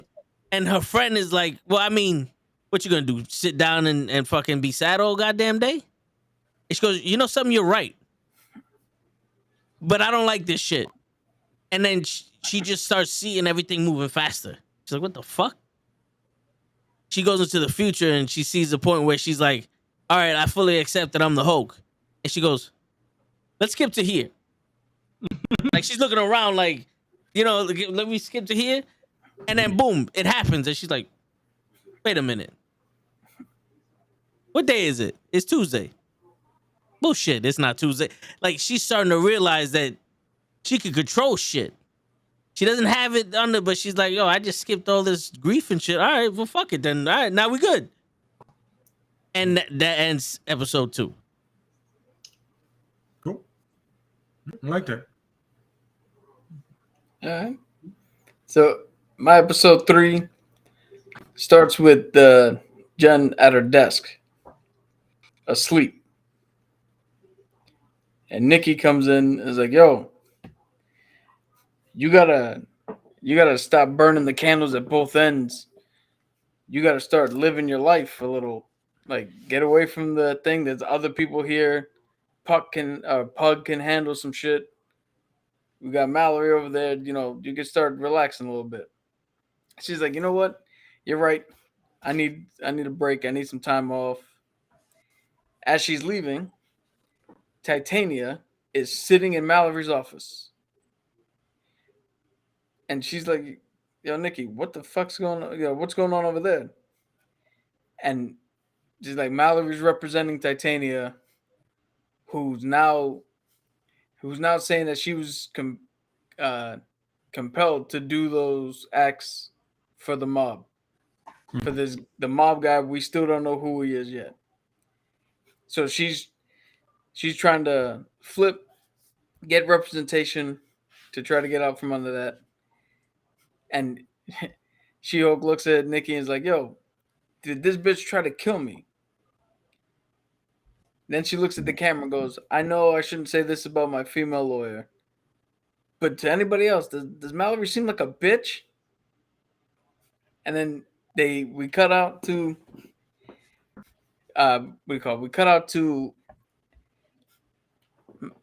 She-Hulk or Jen turning around going, you know what? I need some time out. She changes into She-Hulk. She starts hitting up different places. She starts going out on dates. And it has nothing to do with getting her blood, getting anything. She's just like, it's more watching her have the options. Like, I'll pick him in the back, him. And she's just living it up a little bit. Then we see a little bit more of the court case. And we see that Mallory was able to get Titania off. So she's not suffering consequences. And they're moving a little bit more towards figuring out who the fuck's really in charge of this shit and building a bigger case against him. The episode ends with Jen coming home. She's wasted because she went back to human form. She's wasted. 4 dudes come out of an alley with a crowbar, a hammer, a fucking ball and chain. None of it glowing. We don't know it glows yet. They attack Jen. She freaks out a little bit. One of the guys takes the crowbar, bang, hits her. When it connects, it starts to glow a little bit. So we see the connection, but we stay focused on the crowbar and like the glowing shit. When we cut back to Jen, she had already changed to She-Hulk, and she fends them off, but not. She doesn't kick the shit out of them. She just fends them off enough for them to realize, like, all right, we have a limit. Like, it was almost like a test run. They were like, we have a limited window before this thing kicks in. So let's retreat and come back later.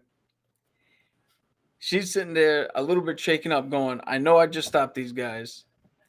She talks to, she goes home. She goes home. Nikki's waiting for her because Nikki wants to hear all the dirt. Like, oh, what, how much fun did you have? Sees that. They talk about it.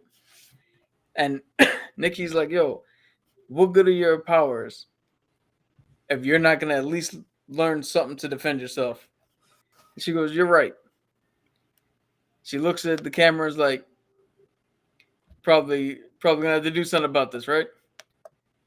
She calls up Wong and goes, hey, Wong, do you have somebody? She's like, I don't know if you know martial arts or how to fight, but do you know somebody who could train me? Bruce only taught me to deal with it. Didn't really tell me how to defend myself. And Wong's like, I know a guy. And it cuts, and the end credit scene, you just see her like standing in a fucking dojo. Standing there, and you just hear Simu. Like, so, Miss Walters, you ready to start? Boom. And we cut out. And now Wong's still back in the show. Now we have a legitimate person training her to fight, which is going to come down the line. Simu didn't even have to show up. You can do a blade thing. People were reminded, oh yeah, Shang-Chi still is in this fucking thing because we haven't heard anything about him since his movie. Yeah. And that's where we're cut episode 3. Yeah. That was episode 3, right? Yep. Yeah. Okay, so mine starts with so she's literally at a coffee shop and before she goes to the office. Some dude tries to talk to her. She looks at the camera and goes, "You're the guy from the last episode? That man? No, I'm sorry, take that back. That Adonis. I need that in my life." Wow. Cuts back, she gets to the office. There's a young man sitting there, nervous as shaking. Excuse me, do I know you? He goes, no, but I need your help. What do I call you? Yeah, I have no idea what to call you. She goes, calm down. What is it? I understand a lot has been happening to you. You got a lot of cases that are all criminal, and it's been strange. You can't connect anything yet. I'm your connection. What do you mean? I don't understand. You're connected to one person, one entity, one thing that's doing it. Why do you say thing? I don't know if it's a man, a thing, or a force. I don't know what it is. But I know it's not normal. I figure someone like you can probably deal with it as either a lawyer or as... He goes, what does this mean? Whatever the hell you are. Okay. It's difficult for me. It's all right. Next cut to the one, she starts talking to the dude. It's a little montage of her talking to him, taking notes. He's up, drinking coffee. He's nervous. He's walking around, pacing back and forth. All right. He stops. He goes, all I know is if they know I'm talking to you, they're going to gun for you and me. So the dude walks out, takes 3 steps, dead. Game over. She was looking around. She can't see what happened. You know what I mean? And you hear her voice over them looking at the crime scene. So it gets taken care of. Where's my money? That's not the end of the contract. Don't change it on the fly. Where's my money? I have one more thing for you to do. Pay me first. Then I'll move on. That's another scene. He's literally going to her parents' house, seeing them. Like, I heard what happened. Are you okay? Oh, yeah, I'm fine, but my client was killed. What happened? It was called a rail bullet. It literally goes in, disappears, and leaves no trace, so you can never know who did it. Is that alien technology? No, it's actually human technology. It's advanced military. I don't know. It's around. So she goes, Mom, Dad, can I stay here tonight? Sure. And all of a sudden, she's looking at typical window shot. See somebody looking at her and going, anything like the other Hulk. I can't penetrate that skin. Might have to wait. Back, all of a sudden, another, and she's walking into her office as she Hulk, and you see the same thing, that same look on some. Not a good one either. And she prepares for another case involving the exact same thing, but she has no idea it's the exact same thing. No idea it's the same incident. Goes through it. You know what I'm saying? It's about to end. And all of a sudden, you see the shot that's looking at her stand up and go, it's going to be a little tougher than I thought. Pans over, and it's Taskmaster. But it's not the shit we got from that movie. This is Tony Masters on some. I'm gonna have to get different armor for this one. Incredible.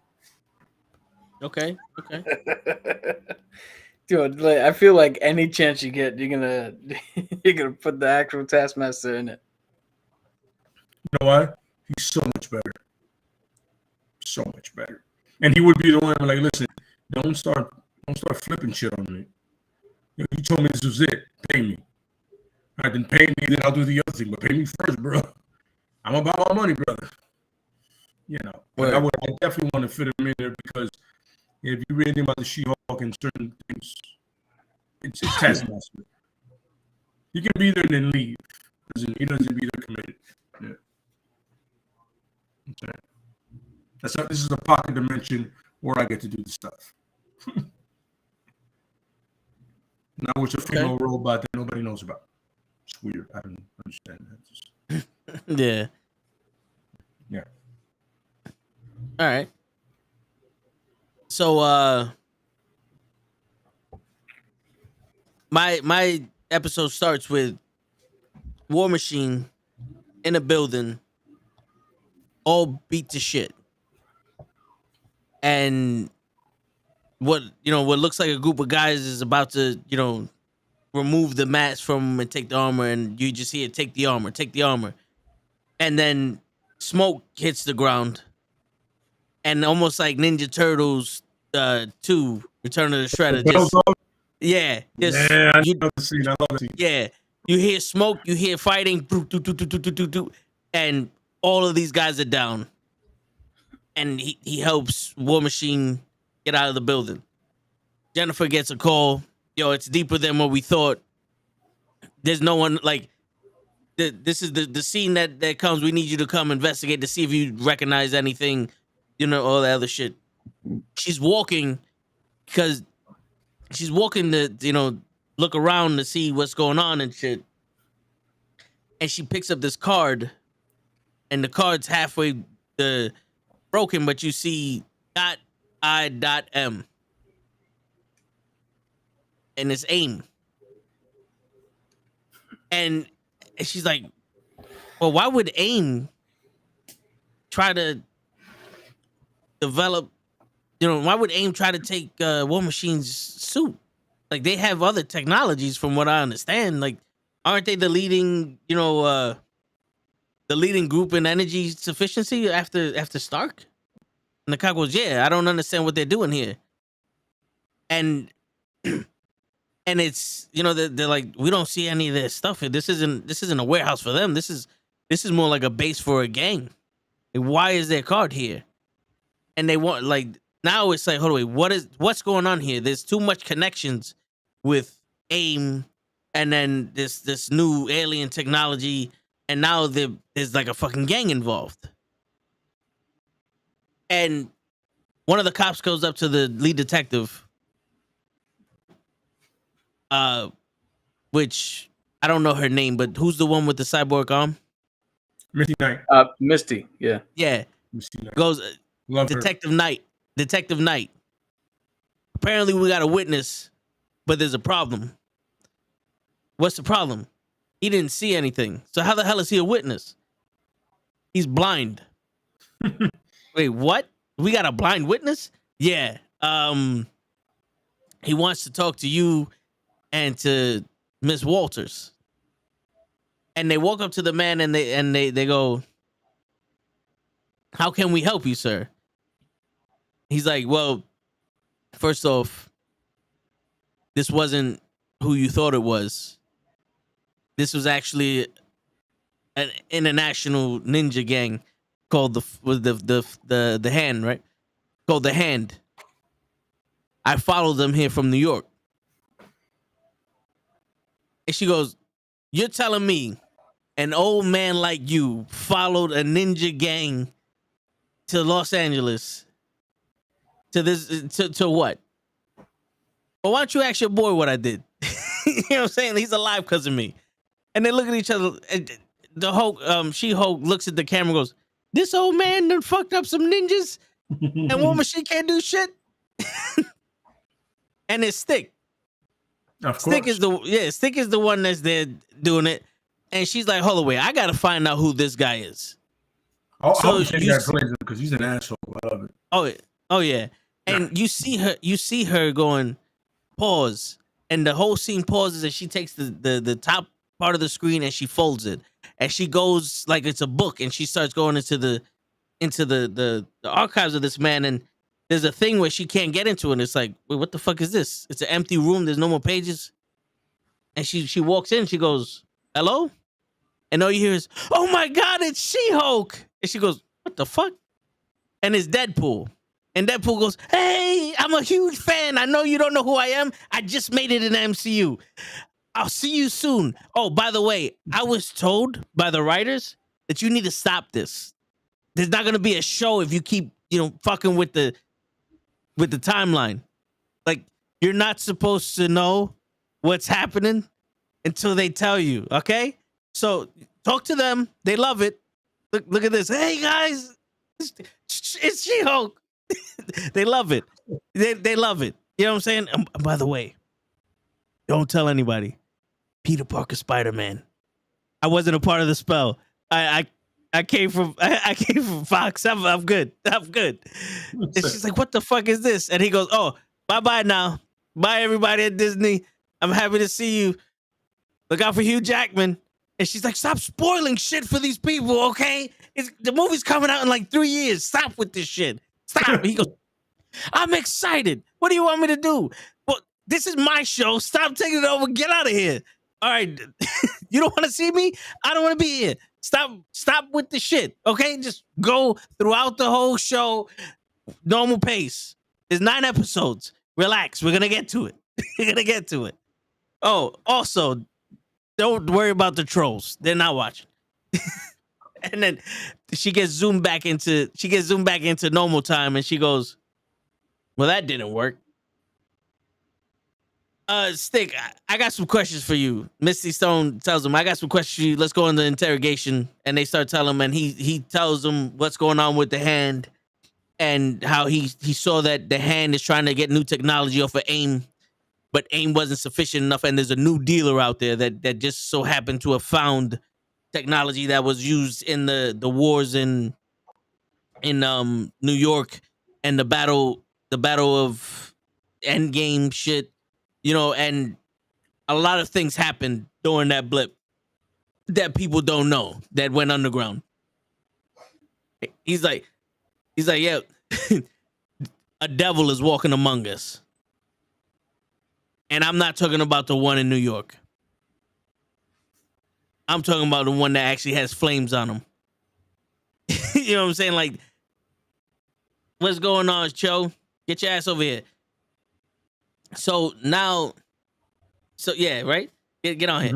So now Jennifer is like, "Holy shit, like this is deeper than what's going on." She's trying to investigate what's going on, and they have no leads. So her friend is like, "You're not a cop, right? You're just a lawyer. If they don't have anybody under arrest, you can't really prosecute anybody. Let them do their jobs. You do you. You said you didn't want to be a hero, so you do you." And she goes on some dates, just to pass the time. She's bored because the one thing that Jennifer Walters never lacked on was confidence. And she's She-Hulk.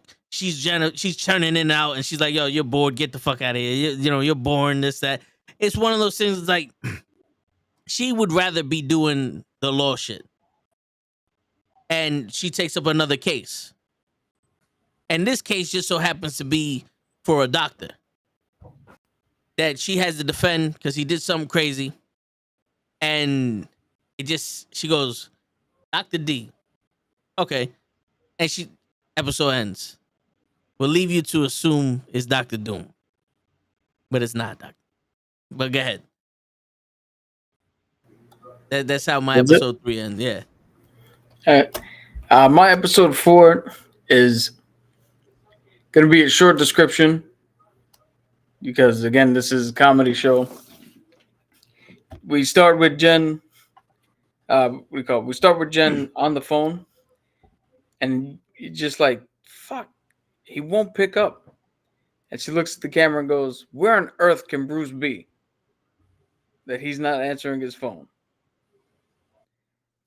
And we cut to the guy who was in charge of NuKKle HeDD or whatever the fuck. I'm pretty sure I just said the knucklehead. Yeah, you did, yeah. Letters.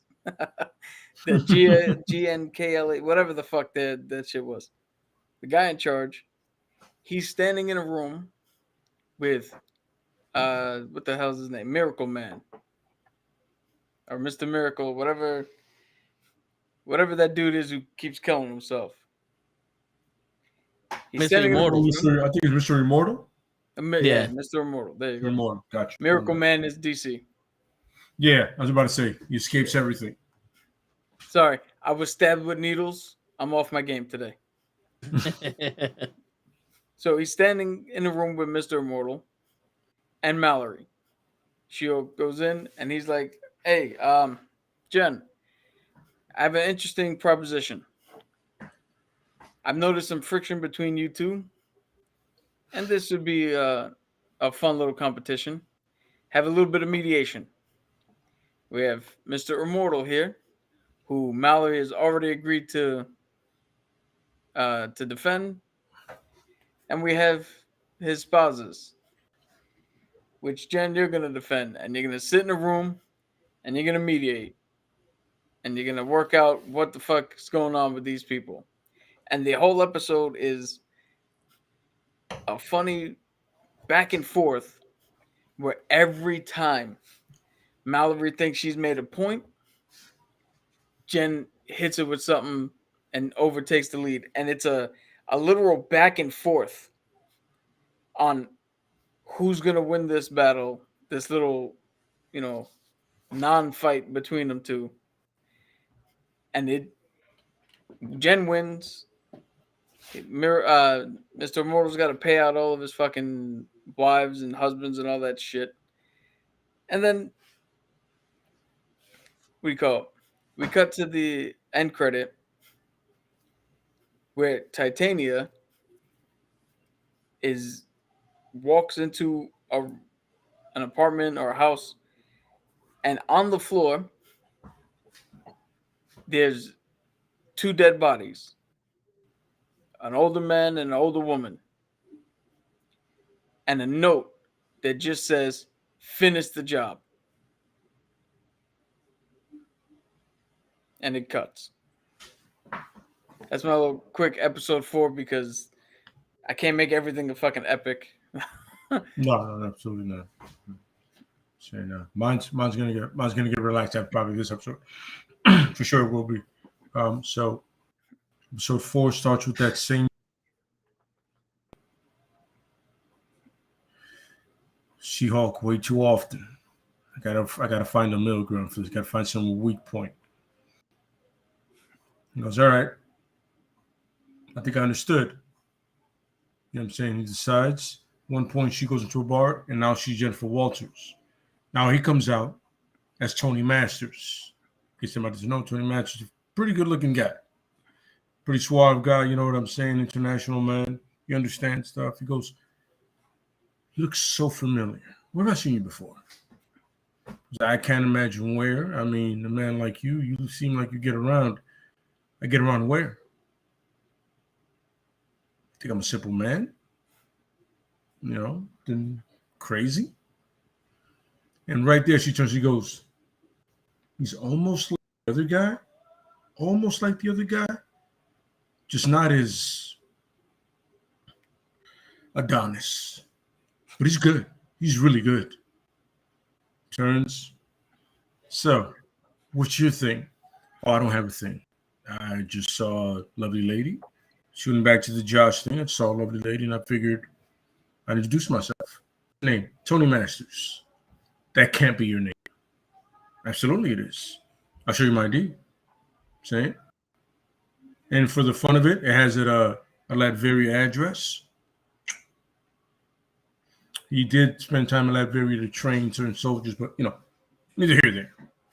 This is a fuck with people. What? Dr. Doom? No. So I just like messing with people.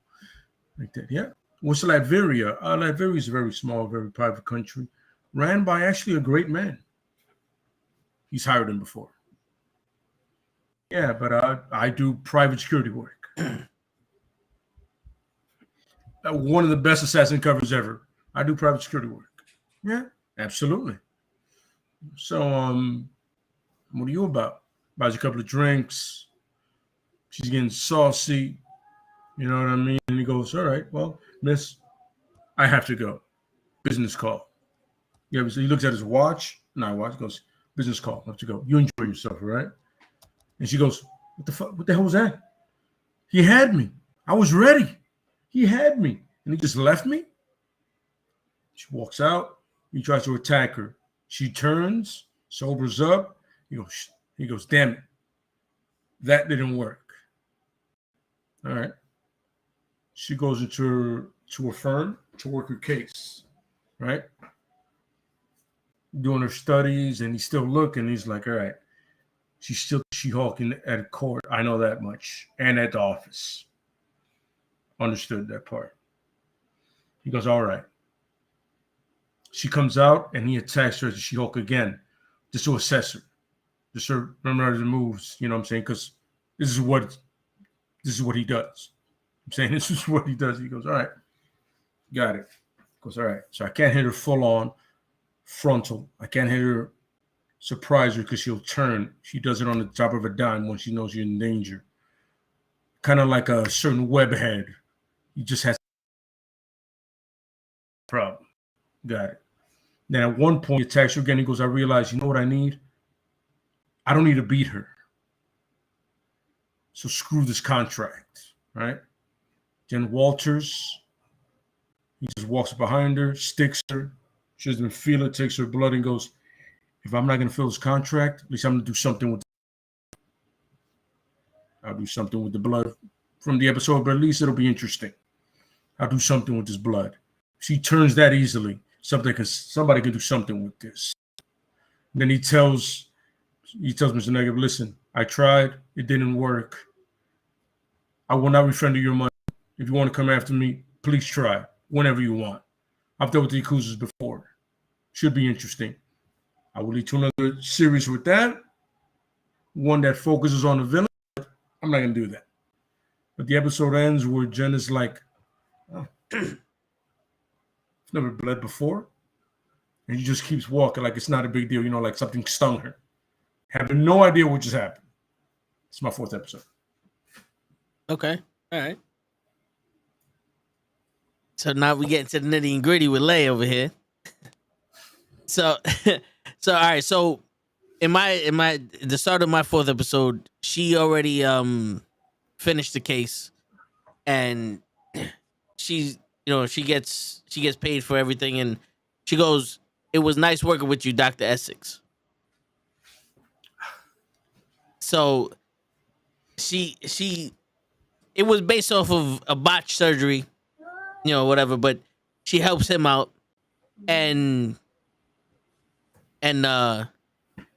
she goes back to who could be possibly doing this stuff with the weapons and everything, and she starts seeing patterns, and she's like, there's different guys in different locations, but they all look the same. Like they're all the same height and built, but it's like there's no way that this could fit.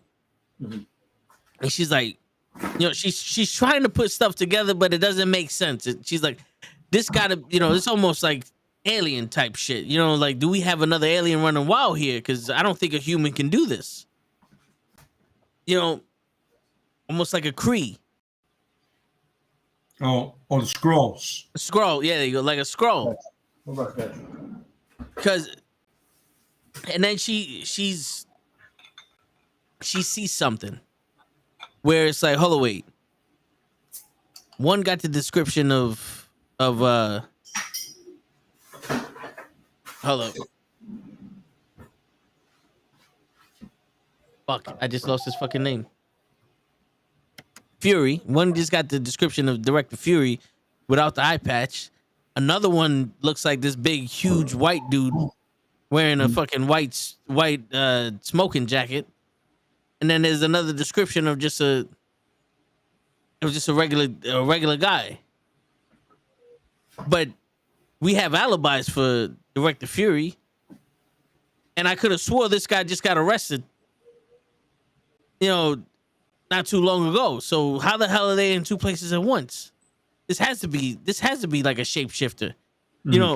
So she calls up Missy and she's like, yo, I think we got some here. I don't think that this is an organization we know of that's supplying these weapons. And while Missy goes, what are you talking about? The phone cuts off.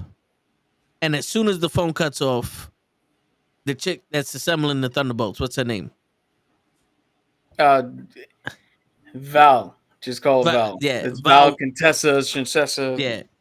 Val walks in the room and says, listen, this is way above your pay grade. I'll do you the favor. Is the man right here. Designated tombstone. He's on the platter just for you. Drop the case. She's like, what? He goes, yeah, they're picking him up now. We found him. You're welcome. You can leave this alone now. I don't know why you're coming up with this crazy shit. And she looks at the camera and goes, who's this bitch? Mm-hmm. And she's like, who the fuck are you? She goes, trust me, honey, you don't want to know. You don't want to know. And she walks away. And you see the silhouette of the blonde hair of Natasha's sister walking with her. Oh, nice. She's walking with her and she's like, what the fuck do we do now? And then it goes to the case and it's like, yo, we got irrefutable evidence that this dude was the one behind all this shit. Like, we got witnesses from the hand, we got witnesses from AIM, we got fucking Vincent Fish is willing to fucking testify from jail. Like, there's plenty of people here that's all corroborating this guy is the guy that did the shit. Mm-hmm. Like, we got to run with it. Cause we got to go. So she goes and she prosecutes the dude. Mm-hmm. And he goes to jail and everything seems to be fine. And now she's like, well, that's kind of anticlimactic, isn't it? Like what's going, like there's got to be something bigger here. and Rhodey goes, don't worry about it. We handle it from here. Almost like this is. She makes a mention. She goes, I guess that's for something else, right? It's not for my show. And it's like building up to something different, and it ends with She-Hulk saying, well, now what? And she's like, well, they took away my ability to be a fucking lawyer here. Like, she felt so used and like, this is wrong. Like, she's having this moral issue. Mm-hmm. And she's the She-Hulk, and you see her like stopping like petty crimes and all that, and she winds up on a bridge and she's just sitting there questioning, like, what the fuck should I do now? And this is where you get the voice. Well, you can either be a hero or a lawyer, but you can do both also. And she's like, who the fuck is this? And there's Daredevil sitting there. He goes, and it ends with that. Because I want that conversation, because that's how they kind of met in the comics, from what I understand. Or but it ends with that. Like, Matt comes in, because we'll do it the next episode. What's going on with that shit? But yeah, I'm throwing a bunch of people in this shit, but it's alright though. All right. All right. So my 5th episode starts with Jen getting ready. She looks in the camera and goes, "Oh, sorry to disappoint you guys, but this next case is gonna be easy as shit for me." And she walks out, and we cut to the courtroom, and all you hear is, "Your Honor, he sent this woman to a different dimension with demons and monsters and creatures. He's an endangerment. It should be taken away from him." And the judge looks at Donnie Blaze. Is like, "You are not fit to handle this fucking equipment. We're gonna confiscate it." Boom. Hits the gavel. She wins that case. She goes back to her house. And she's like, "Well, that was kind of short." Gets a package. Package is a wedding invitation. She goes, "Why the fuck do I gotta go to a wedding?" But when she says the F word, it gets beeped. And she looks into the camera and then starts talking to the writers like, no. Why are you beeping me? This is my fucking show. And it gets beeped again. She's like, "Nah, we're not doing this. We're going to talk later about that." She goes to the wedding. The wedding says that it's inviting She-Hulk. Because this time, the bride wants the spectacle. Doesn't want just Jen. So she shows up as She-Hulk. Titania also shows up. They get in, they get close to each other. And she's like, what are you doing here?" And Titania's like, "Well, apparently me and you got unfinished business." She's like, "We're at a wedding, right?" She's like, "Oh, don't worry. There's a time and a place for everything." And the episode is a funny wedding thing.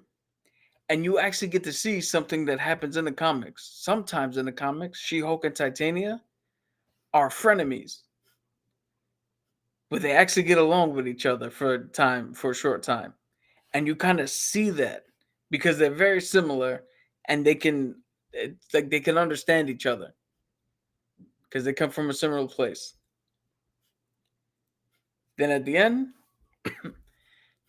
when everything seems to be more appropriate, Titania attacks. They get into a fight. She-Hulk fucking beats the shit out of her. And you see that her skills have gotten better. Beats the shit out of her. And it looks at looks at the camera and was like, "What? You're not gonna take out all this blood? You're gonna beat me. You're gonna effing beat me." And all of a sudden the episode just ends with her getting beeped massively as she's yelling at the writers for beeping her, but they're not gonna pick up the blood. And no end credit this time. We just end episode 5 like that. Okay. Because I'm also building up to something.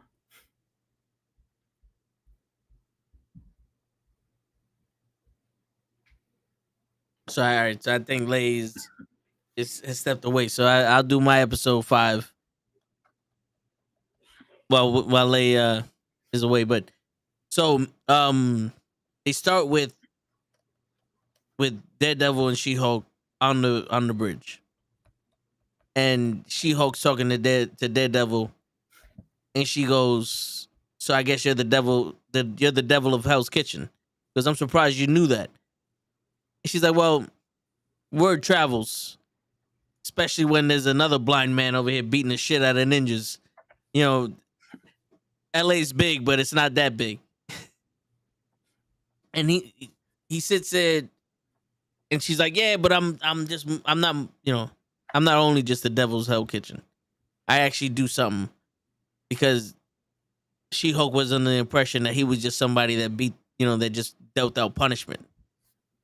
She goes, no, I give it to those who need it, but I also protect those who need protection.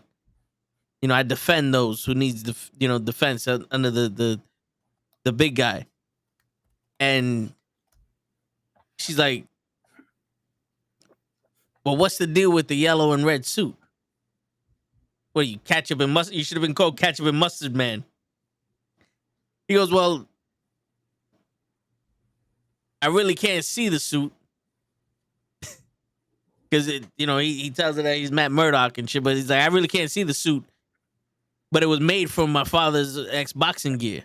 You know, he was a boxer, but he was killed, before I had the accident where, I did the suit, before I had these abilities and shit. So he explains all that to her, and she's sitting there, and she's looking at the camera, goes, look at this guy trying to get the sympathy role on my show.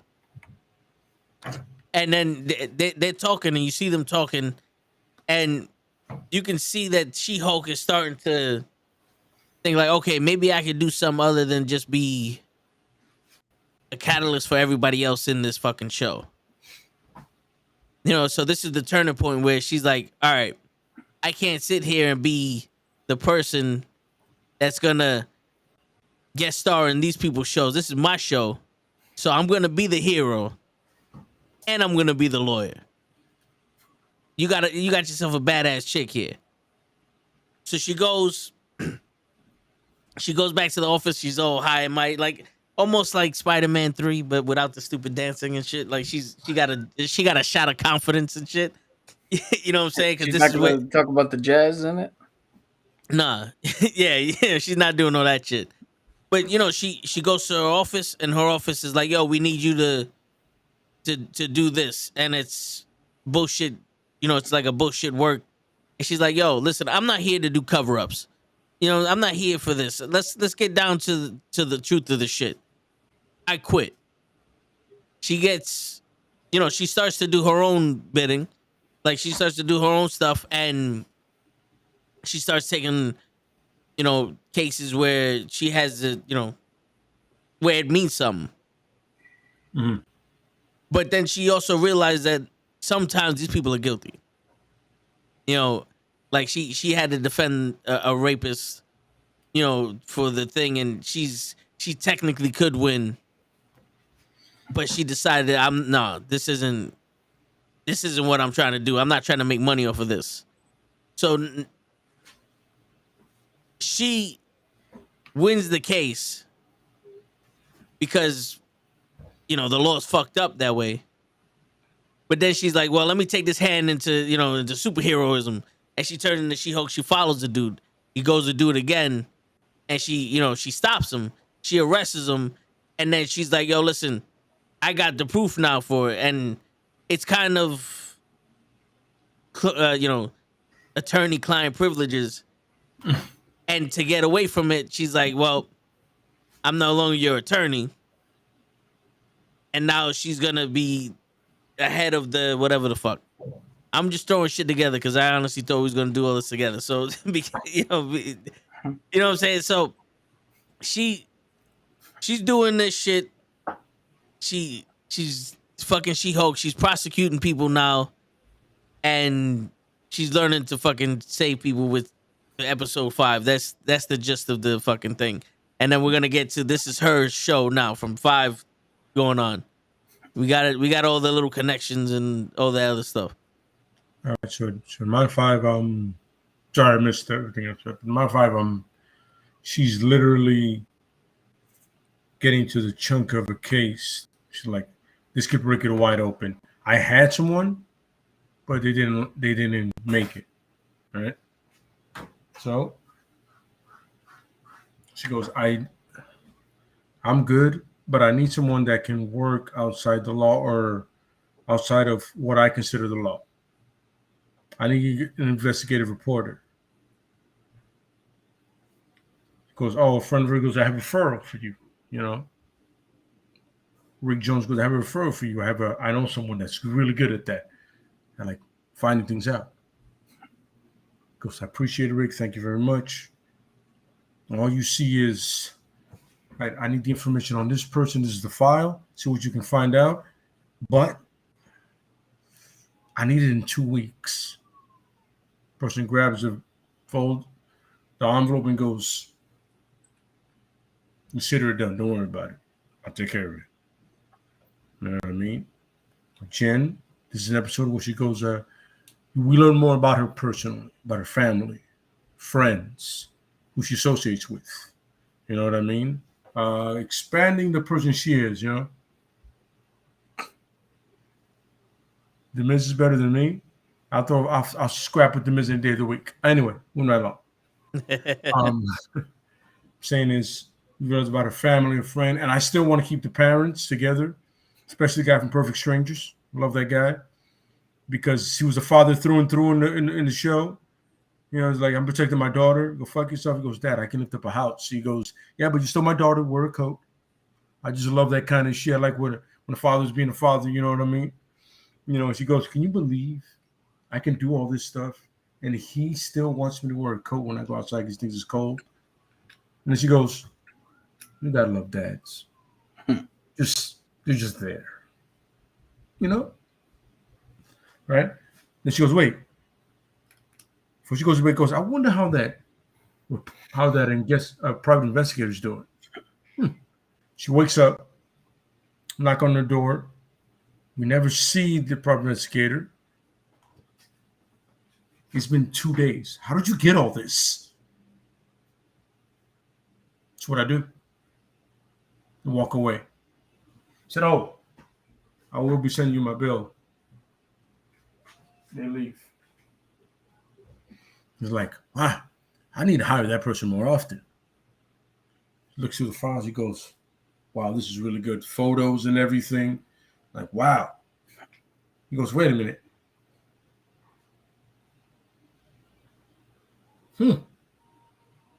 That's interesting. Episode cuts off. All right. Looking at a photo, I'm like, Dude. So I got my episode 6. I didn't realize that you wanted us to do it together. I thought you were just saying we were gonna do it. So I did not episodes.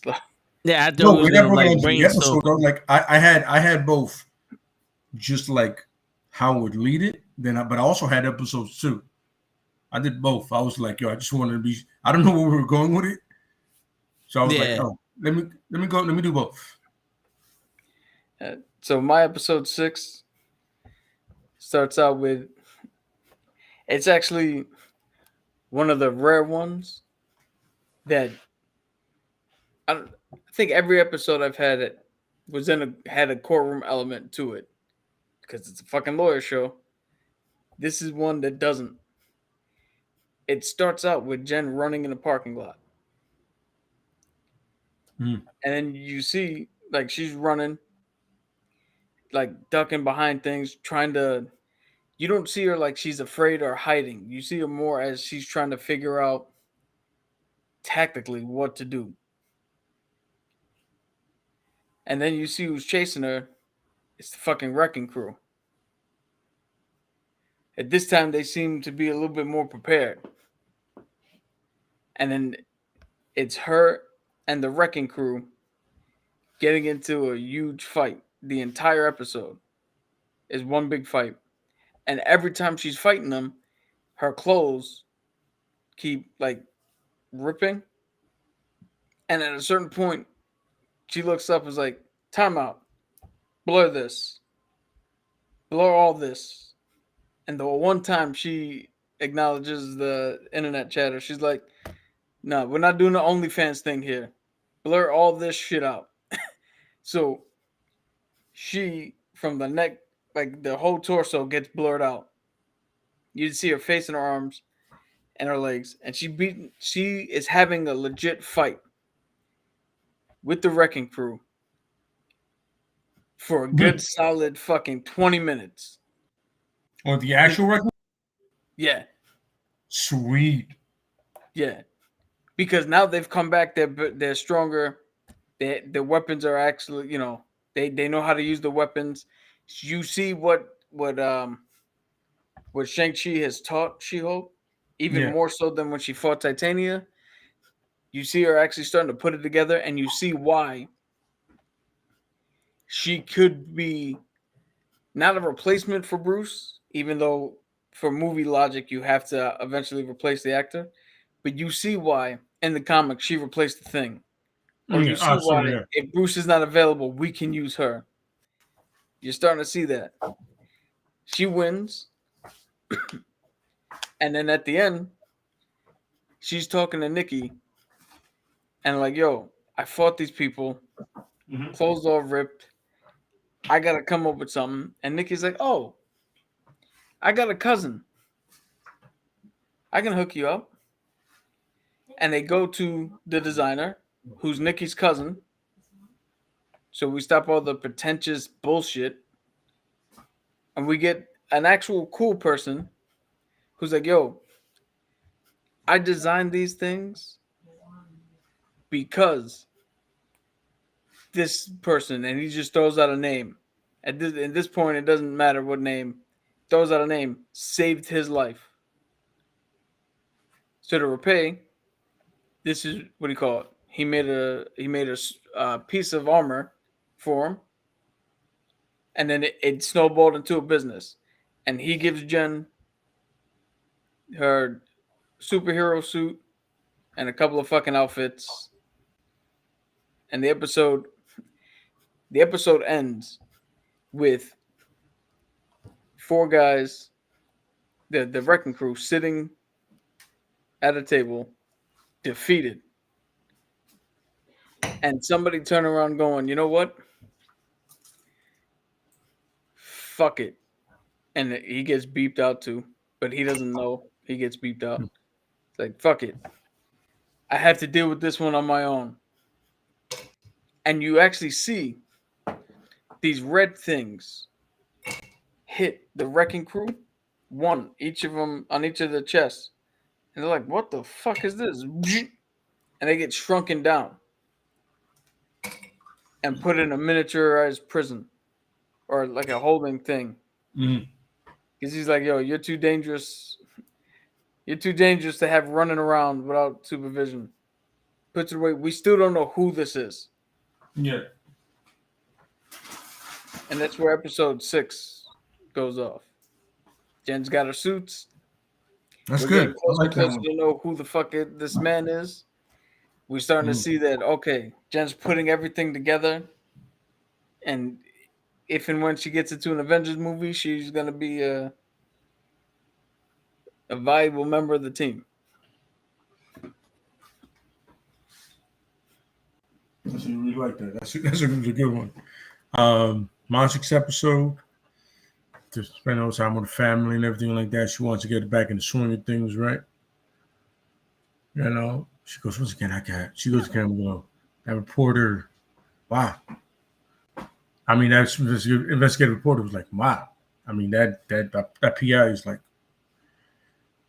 that. I mean, I've paid for work like that before, but I never got this level of insight. So looking at the picture on some, I don't even know if this is real. Puts the picture down. The camera's about to pan to it, but then she says, "Hey, not yet. We got 2 episodes to go. We got to focus, right?" Go through. She runs into a guy on the street. He goes, "Aren't you the She-Hulk? You know, the famous lawyer?" She goes, "Yeah, I am." He goes, "Wow, huge fan. All I want is your autograph. Can I please have it?" Signs it. Not a big deal. Okay? I just want to let you know that I am trying to pursue a legal career as well. And I would want to know, I don't give a firm. I want to know if you have any paralegal work that I can do. He goes, "Well, I got a paralegal already, but I can always use another one." Goes, "Fantastic. Thank you. When do I start?" "Tomorrow morning." You know what I mean? Not a big deal. Guy comes in, normal guy doing his work. You know what I'm saying?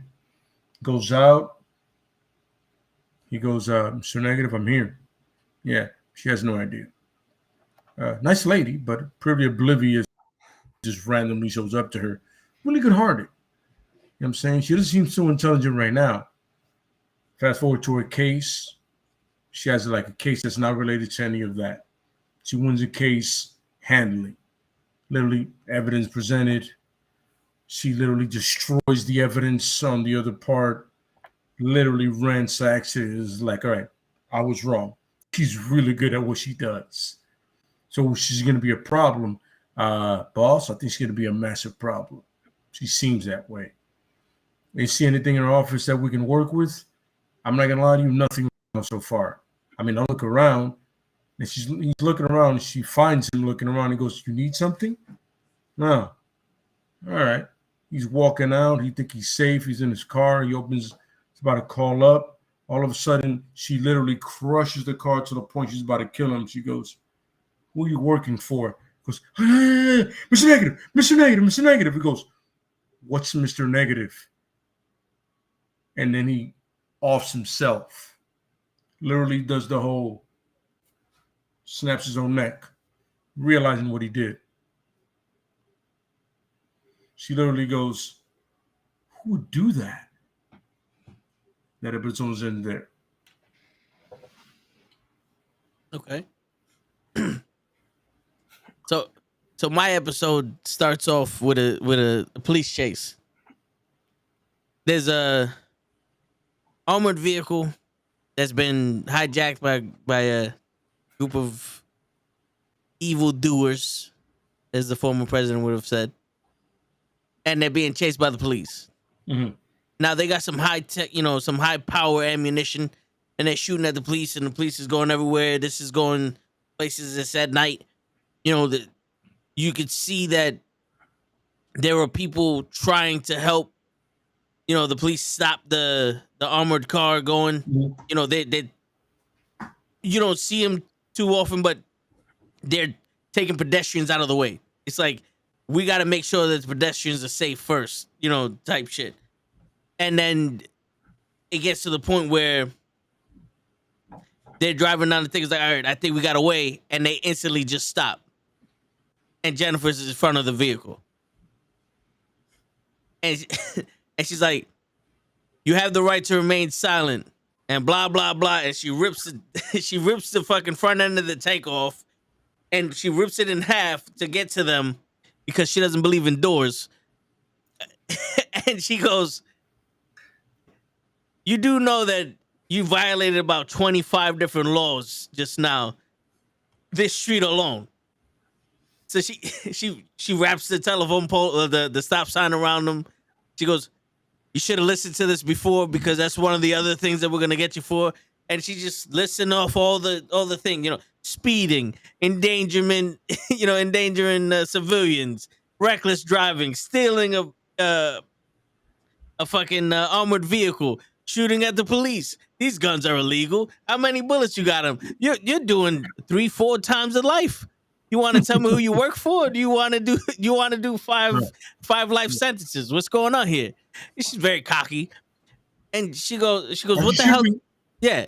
She goes, what the hell did you steal this shit for? And she opens up the door, and it ain't money in it. It's more of those weapons. And she's like, I thought we fucking stopped this shit already. I thought we got the guy. I thought, like, she looks at the camera and goes, what happened to the guy that we were supposed to let go? Fuck this. If no one wants to handle this, I'm going to do it. So now she grabs one of them and she goes, let's take a trip. I learned this from somebody. And she jumps on top of one of the buildings and she holds him out there and she goes, I don't know if I could do this all day. Let's see. And she quickly lets go of him. Like, awesome. Tell me where the fuck you got this from. And while she's interrogating the dude's like, I don't know. He just told us to pick this up and drive. And Matt is there. And he goes, he's telling the truth. How the hell do you know he's telling the truth? I can hear his heartbeat. He's telling the truth. And she's like, well, fuck it then, and drops him. She's like, just straight up savage Hulk. She just drops him. Matt fucking goes, saves him with the club. with the club. He saves him. He picks him up, and he starts swinging on She-Hulk. Like, what the fuck is wrong with you? You don't just kill. You don't just drop people. And they start fighting, and she goes, I'm tired of this shit. You people use me to cover this shit up, and it's still out here, and it still could hurt people. Why do you think I am the way I am? You think these people deserve remorse or whatever the fuck? No, they should be put down. Like, do you want more people like me? They almost try to kill me. Like, she's sorry. Matt can hear her. Yeah, Matt can hear her heart and her everything start beating faster. And he's like, listen, you got to calm down. Like, I know, like, you got to calm down. You got too much power already. And you can see her starting, like, the veins popping out, like the purple veins popping out. Like, she's raging out.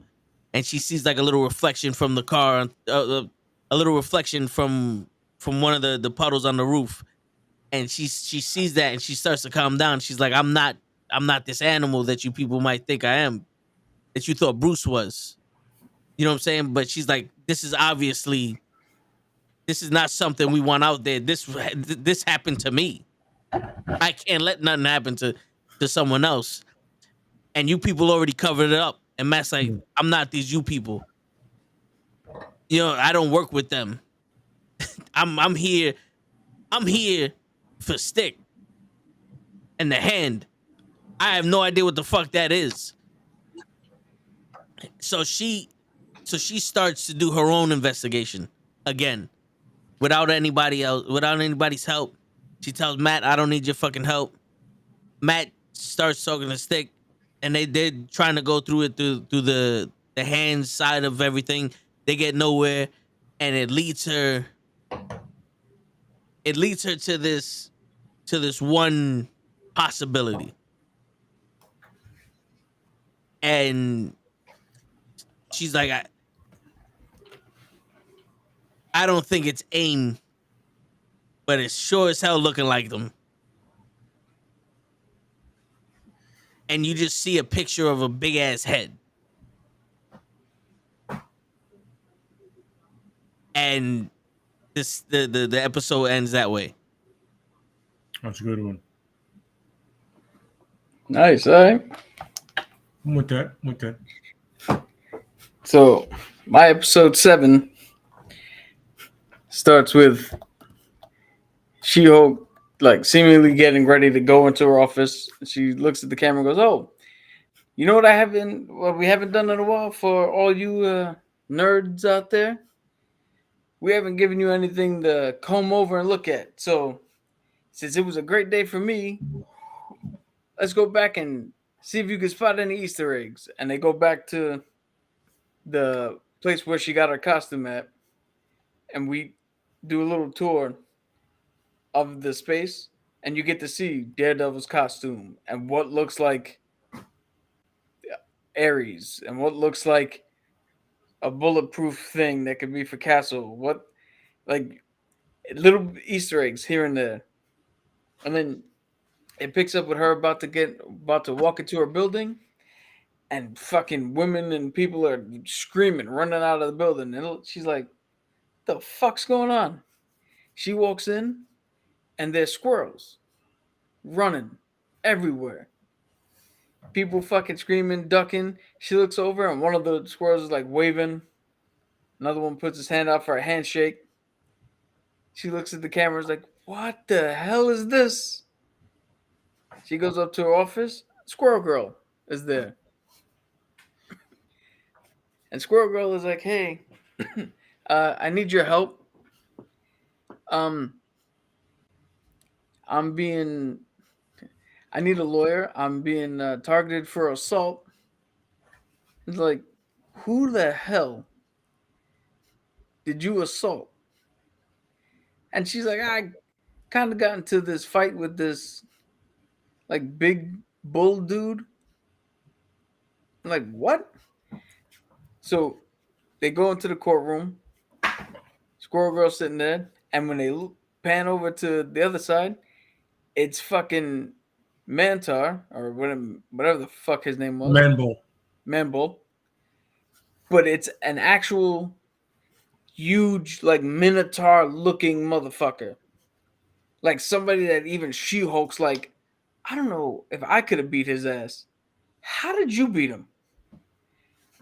And Squirrel Girl's like, oh, you know, I just do my thing. And she goes, she looks up and goes, no. We gotta see this. Hit us with the replay, with the flashback. And it flashes back, and you just see Squirrel Girl standing there, and Manbull is like, ah! And it cuts away to somebody, and somebody reacts and is like, oh! And when it cuts back, Squirrel Girl's just standing there, and Manbull is defeated. And She-Hulk's like, no, wait, what happened? No, show me what happened. And she does it like 2 more times, and it will never show her what happens. It always just cuts to the dude's reaction and then back. And then they do the court case. They do the court case, and she wins and gets free, and they come to some sort of an agreement so that Manbull is not, Manbull seems to be redeemable if later on down the line he shows up somewhere else. And then we cut to the end credit where her parents get home. The front door is broken in, and their entire place has been trashed. And Chet is laying underneath the kitchen table that was flipped over, beat the shit out of. And they're like, ooh, we need to call Jen. And that's where episode 7 ends. I like that. So keep that lighthearted tone, everything going. I like that. Sorry. So episode 7 opens up with Jen literally going, negative. What does that mean? And why would he break his own neck? Like looking at us like, who breaks their own neck? I saw a movie once back in the days, but it was weird. Who does that? Anyway, go back to the evidence that this prime minister got me.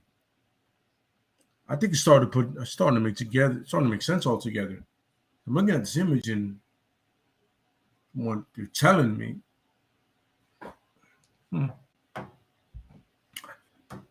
I know a scientist that's pretty good in this field. I'm in contact with them, and it's not my cousin. Really? All right. Ben, Jen, how's it going? It's been a long time since New York City. Yeah. You look pretty grim. Oh, that's supposed to be funny because my name is Ben Grimm. That's funny. That's hilarious. Oh, my God, Jen, I never heard that before. All right, help me out here. Well, so that you know I'm not the scientist. I'm just a pilot. My friend is a scientist. Who? Richard. It ain't me. I'll get it to him. Then he'll contact you. Don't worry about it. He'll get back to you. Why? Oh, he loves this kind of stuff. Really? I haven't ever seen him before. No one has. That's what I'm saying. He loves science. He's obsessed with it. Trust me, he'll love this. We never see the picture, ever. When you're looking at it, even Ben's like, that's even strange to me. But Ben is a normal human being. Still just Ben Grimm. It's not the thing. It's just Ben Grimm. So they have yet to take that ill-fated space trip.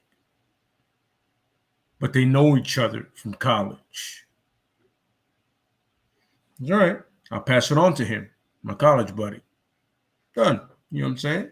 Another West-East Coast connection. It's good. You know what I mean? She goes, I have to find out who this negative or Mr. Negative or negative it is. So she goes to some low down sources down in Chinatown. You know what I'm saying? On Koreatown or any other town. You know what I'm saying? Because her client was of Asian descent, the one that was about to get killed. And so, a lot of her clients been, she got to figure it out. See, and eventually somebody tells her, listen, the only person who knows anything about the underworld in most cities is a source. I don't know his name, but a lot of it comes out of either New York City or here. She goes, wait, I know some people from New York City. She hits up who? Luke Cage. Right away. She goes like that, hey, I remember you telling me to call you whenever you could. I go, I'm surprised it took you this long. Why? Well, I saw you where you looked at me, and I'm not going to lie to you. I was like, ooh, sweet Christmas. Look at her. He goes, who's that on the phone? She-Hulk. Tell us I said hi. Nobody cares, Danny. Anyway, back. Yeah, I can help you out. So it said something about the underworld in New York City. I was told by an Asian guy. Oh, underworld. Yeah, here in New York City. I mean, we've had some kind of case like that, but honestly, the real guy to tap into that is the guy nobody wants to deal with. All right. Let's just say the guy isn't the most pleasant human being in the world. What are you talking about? Nobody ever lives when they cross his path. Wait. What are you talking about? I can't put you in contact with him. You can't figure it out. But the point is, I can get you another source that's not him. Somebody closer, but not as bad as he is. You see, I'm not going to mention his name, but let's just say you want to stay away from him. But I'm a Hulk. Yeah? Ask your cousin about him. See what he says. He's very cryptic, Luke, for a reason. Jen. Not She-Hulk. Jen. Trust me. But I think I got somebody that can help you out with that. I heard you hired a private investigator. Yeah. Same one. I can help you out. All right. I hit her back. Make the facto, right? I'm saying hits her up. He goes, all right. I figured everything you needed. Here it is. You know what I'm saying? She's on the phone. All of a sudden, the phone comes around. Do you know a Luke Cage? Absolutely, I do. That is one handsome man, isn't it? It is. Thank you, Ms. Jones. Thank you. And by the way, he's my man. Stay away. Hangs up the phone. Episode ends. Nice. All right. We are in episode 7, 8. 7. 7. All right. So, all right. So, episode 7 starts off with Jennifer on the phone trying to get in contact with scientists that they know, and she's on the phone with Hammer, and she's like, "Listen, Hammer, I know that you make cheap tech, and you couldn't live up to Tony Stark, but I need to know who this Damn, bro. what the hell is going on with AIM?" Like, she's like, "We've seen the movies. We know your shit's garbage, but you have to know something." And they hang up on her. She goes, "Can you believe they hang up on me?" So she's circling the yellow pages because, you know, she looks and she's like, "Hey, this is what we got." Yeah. And she sees superheroes for hire. She's like, "I don't need those." She sees the Dr. Richards line. She's like, "Well, that's not. I don't think that's what we do here." Doctor Strange, no, it's not magic. Dr. Victor, something. Nope. Yeah, no, yeah, I didn't want to say, but it's like that. Yeah, you know. And then she's like, "Well, fuck it, I don't know. You know what? It's time to stick our head up the cow's ass and look at the meat ourselves. We can't take the butcher's word for it." It's a little Tommy Boy reference right there. I said this shit. I like that. Good Tommy Boy. Yes. I'm a fan of that. Yeah, I like that. I said it to show on Friday. Saturday, he didn't understand it. Oh no, it's Tommy Boy. Yeah. Oh, Tommy Boy the whole way. Yeah, I got it. Yeah. So she He's good goes. talking, So she goes to the AIM Industries, Mhm. and she starts asking around about stuff. Mhm. And she's looking around, and they're giving her they're not giving her a tour, but they're giving a tour to the spectators, and they're seeing all the technology they have for growing, fucking vegetables and renewable resources, and how they're gonna change the world, and they're leading edge tech and energy resources and all that other stuff. And she sneaks away, and she goes into this room with all this database, with all this data stuff, and she can't crack nothing. And she's like, "Shit, I'm a fucking lawyer. God damn it, Jim, I'm a lawyer." That's what she's. Not a hacker. Yeah, that's what she says. And Yo, she's good Star Trek reference here. You catching them all. That's yeah, good. we're getting them roll out. Now it's starting to become more She-Hulk than a cameo. And she's walking around, and she's like, "Well, fuck it. I don't know. I can't access this shit. So I just gotta let me see if I can see something." And she's seeing all this technology. She's seeing all these things. But there's some stuff that's integrated with, their energy, the energy shit that looks like the stuff that she found in these, in the first episode, and in the bullet, the armored car. Yeah, like she's seeing it. She's like, wait a minute, that looks familiar here. Then she starts going deeper in, and she sees the restricted access, and she's seeing like a big warehouse, and things are being put together. And she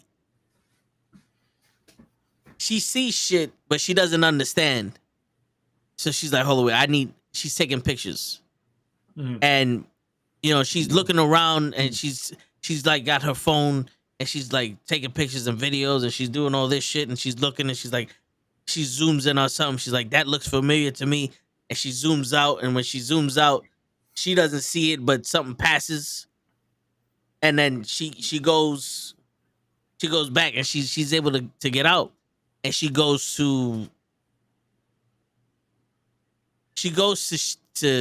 Sword. Mhm. The shield isn't there anymore. She goes to Sword, and what's her name? Amanda Hill, Maria Hill speaks to her. It's like, listen, off the strength of your cousin, this is the only reason why I'm talking to you. You better have something good for me, or else you can go.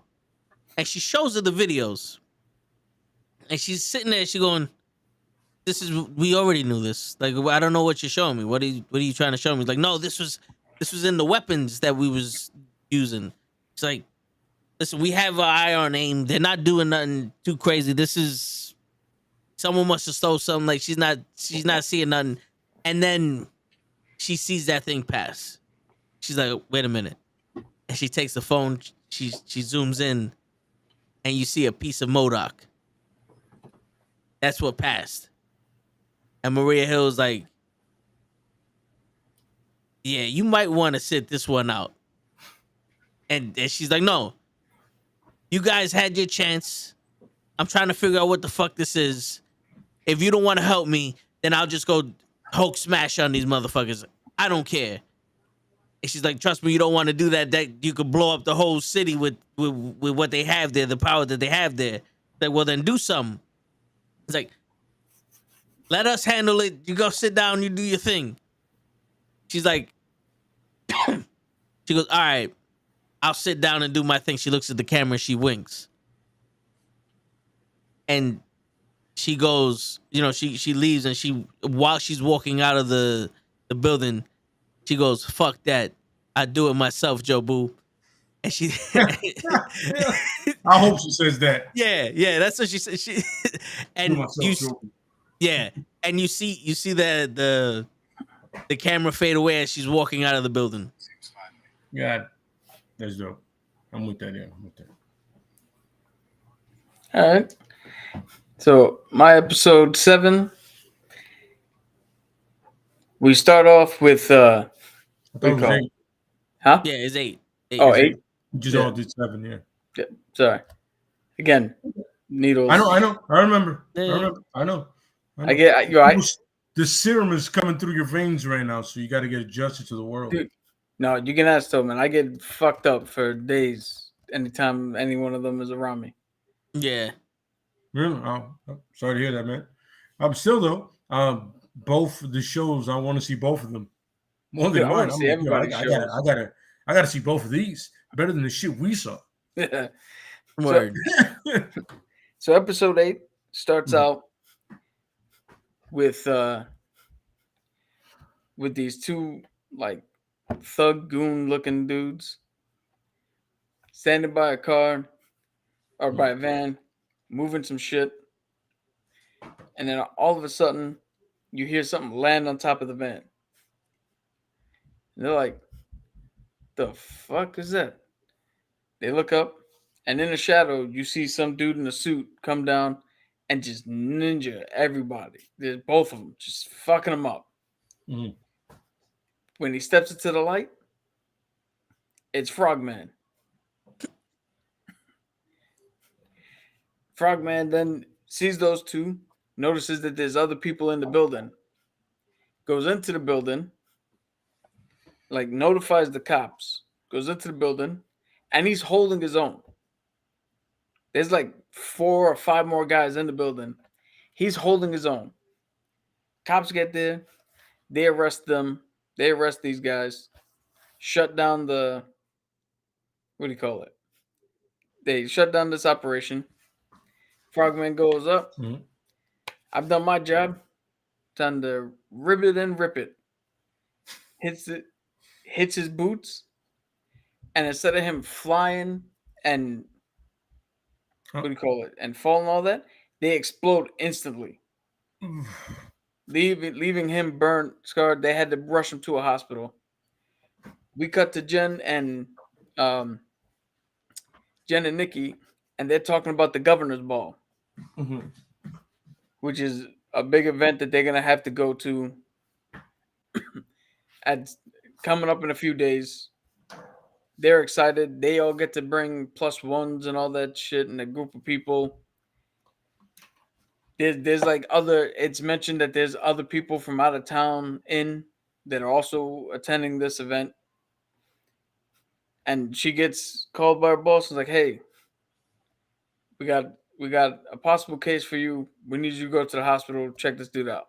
Mhm. She goes and talks to Frogman, who Frogman tells him, you know, they in secret, he gets his suit from the same people, from the same person who gave her hers.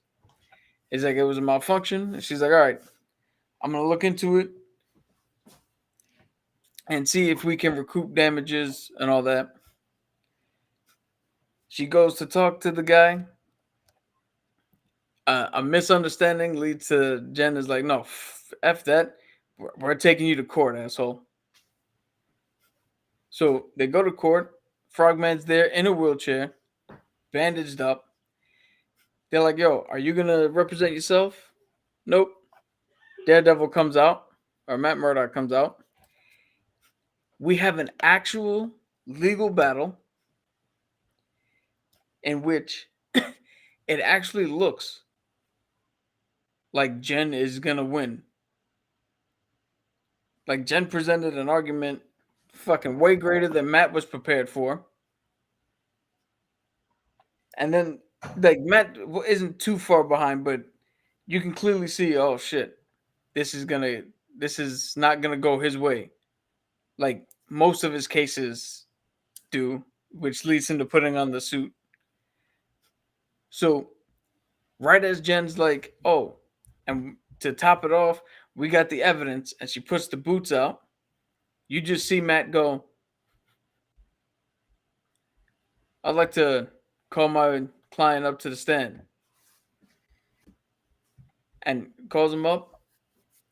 What were the instructions given to Mr. Frogman? It's like, put this type of oil, this type of gas, blah, blah, blah. Call up Frogman. What did you put in this? Jet fuel. And it's by that stroke of Matt, Mm. using his other shit where he was able to get the advantage. I'm like, okay. Matt wins. Everything's, everybody goes their separate ways. There's a call from Frogman who's like, yo, I need you. I'm being attacked. So when Jen suits up, goes over to where Frogman is, Frogman's not being attacked by Daredevil. Frogman is being attacked by unknown fucking henchmen. Just random dudes, seemingly.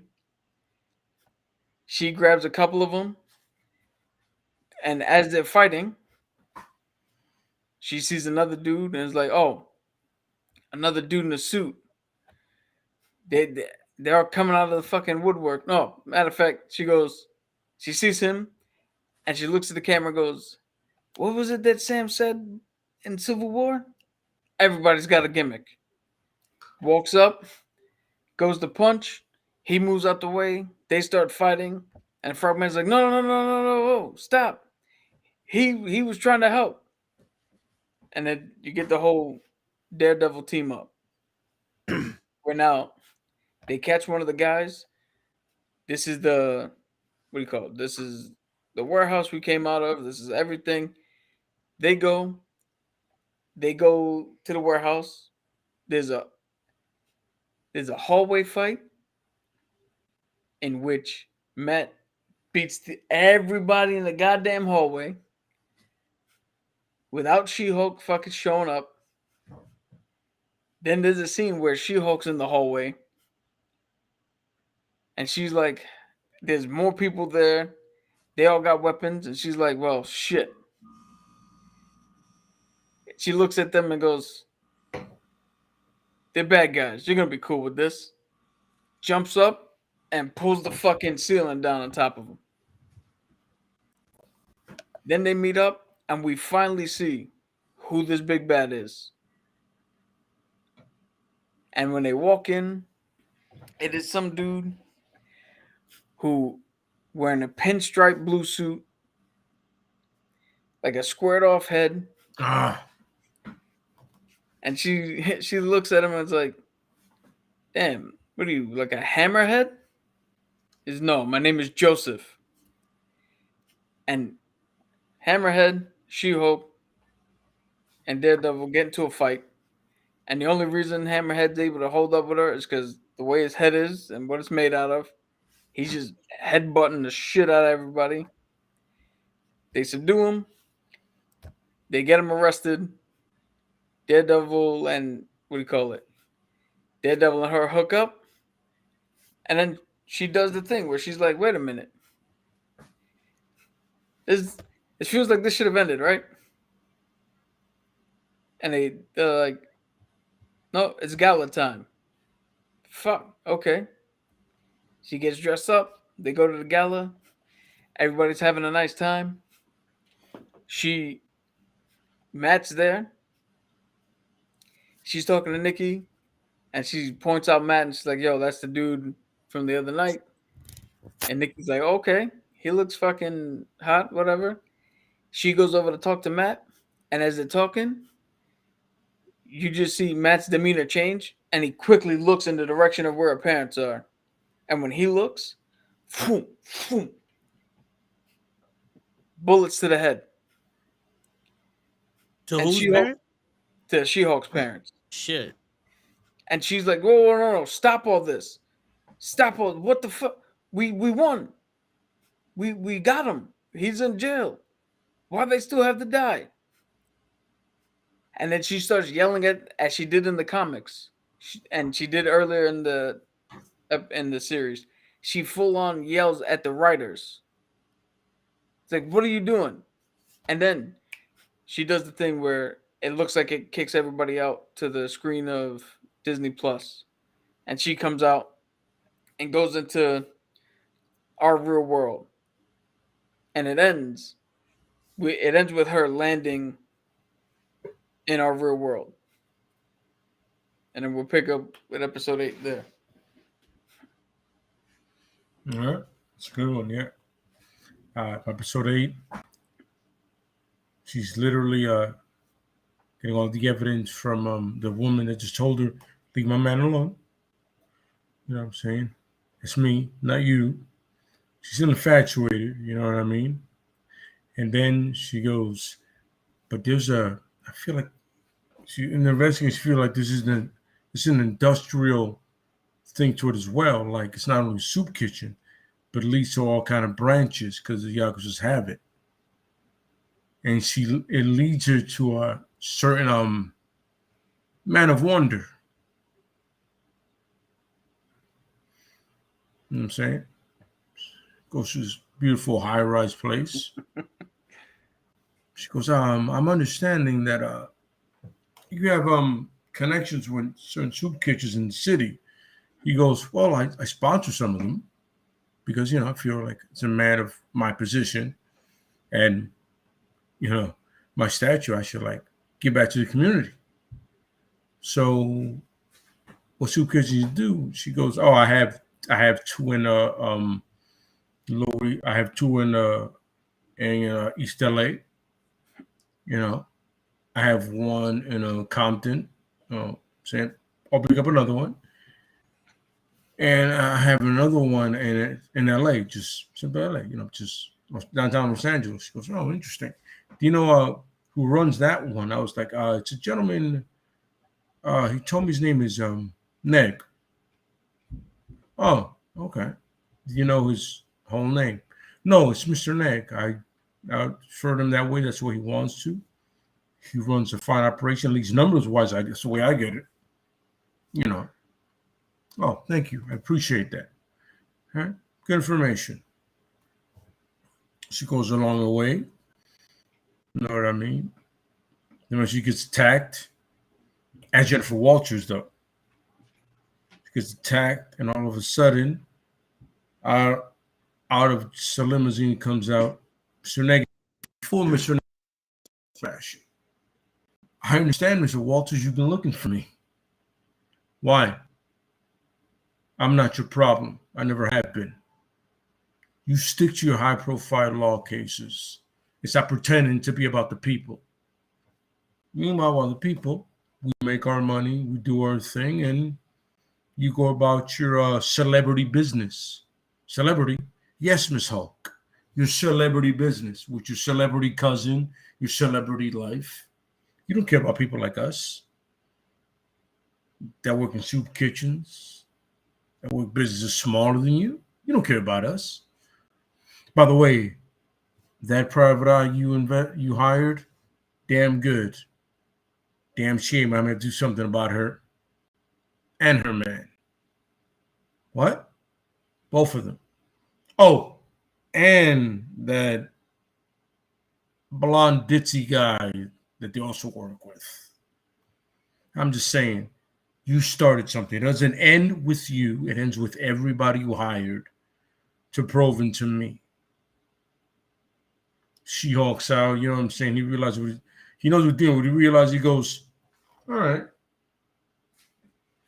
He runs off. Has no problem with it. He understands it. He goes, I like this. I like this. Do me a favor. You call New York.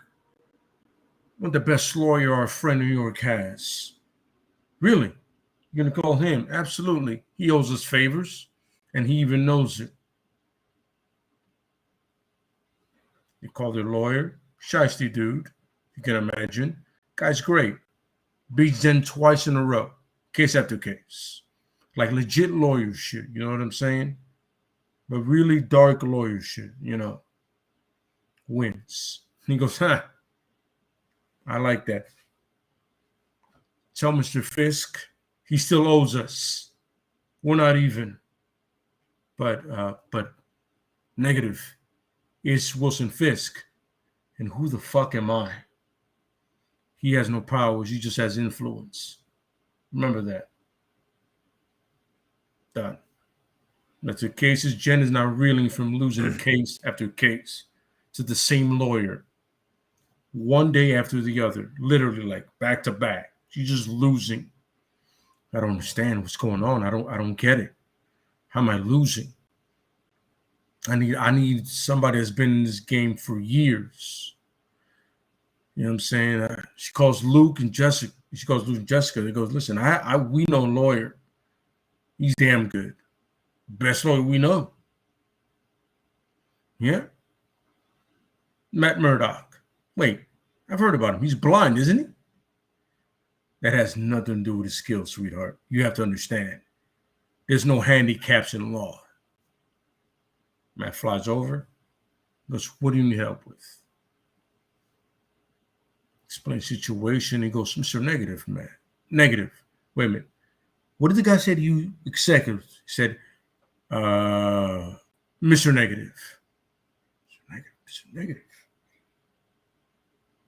Excuse me. I have to make a call. Parker. Yeah. You're not going to believe this. What? Negative is in LA. No wonder we haven't been to track him. He moved. Exactly. Wait, how do you know this? I am literally working with She-Hulk. She-Hulk? What is that?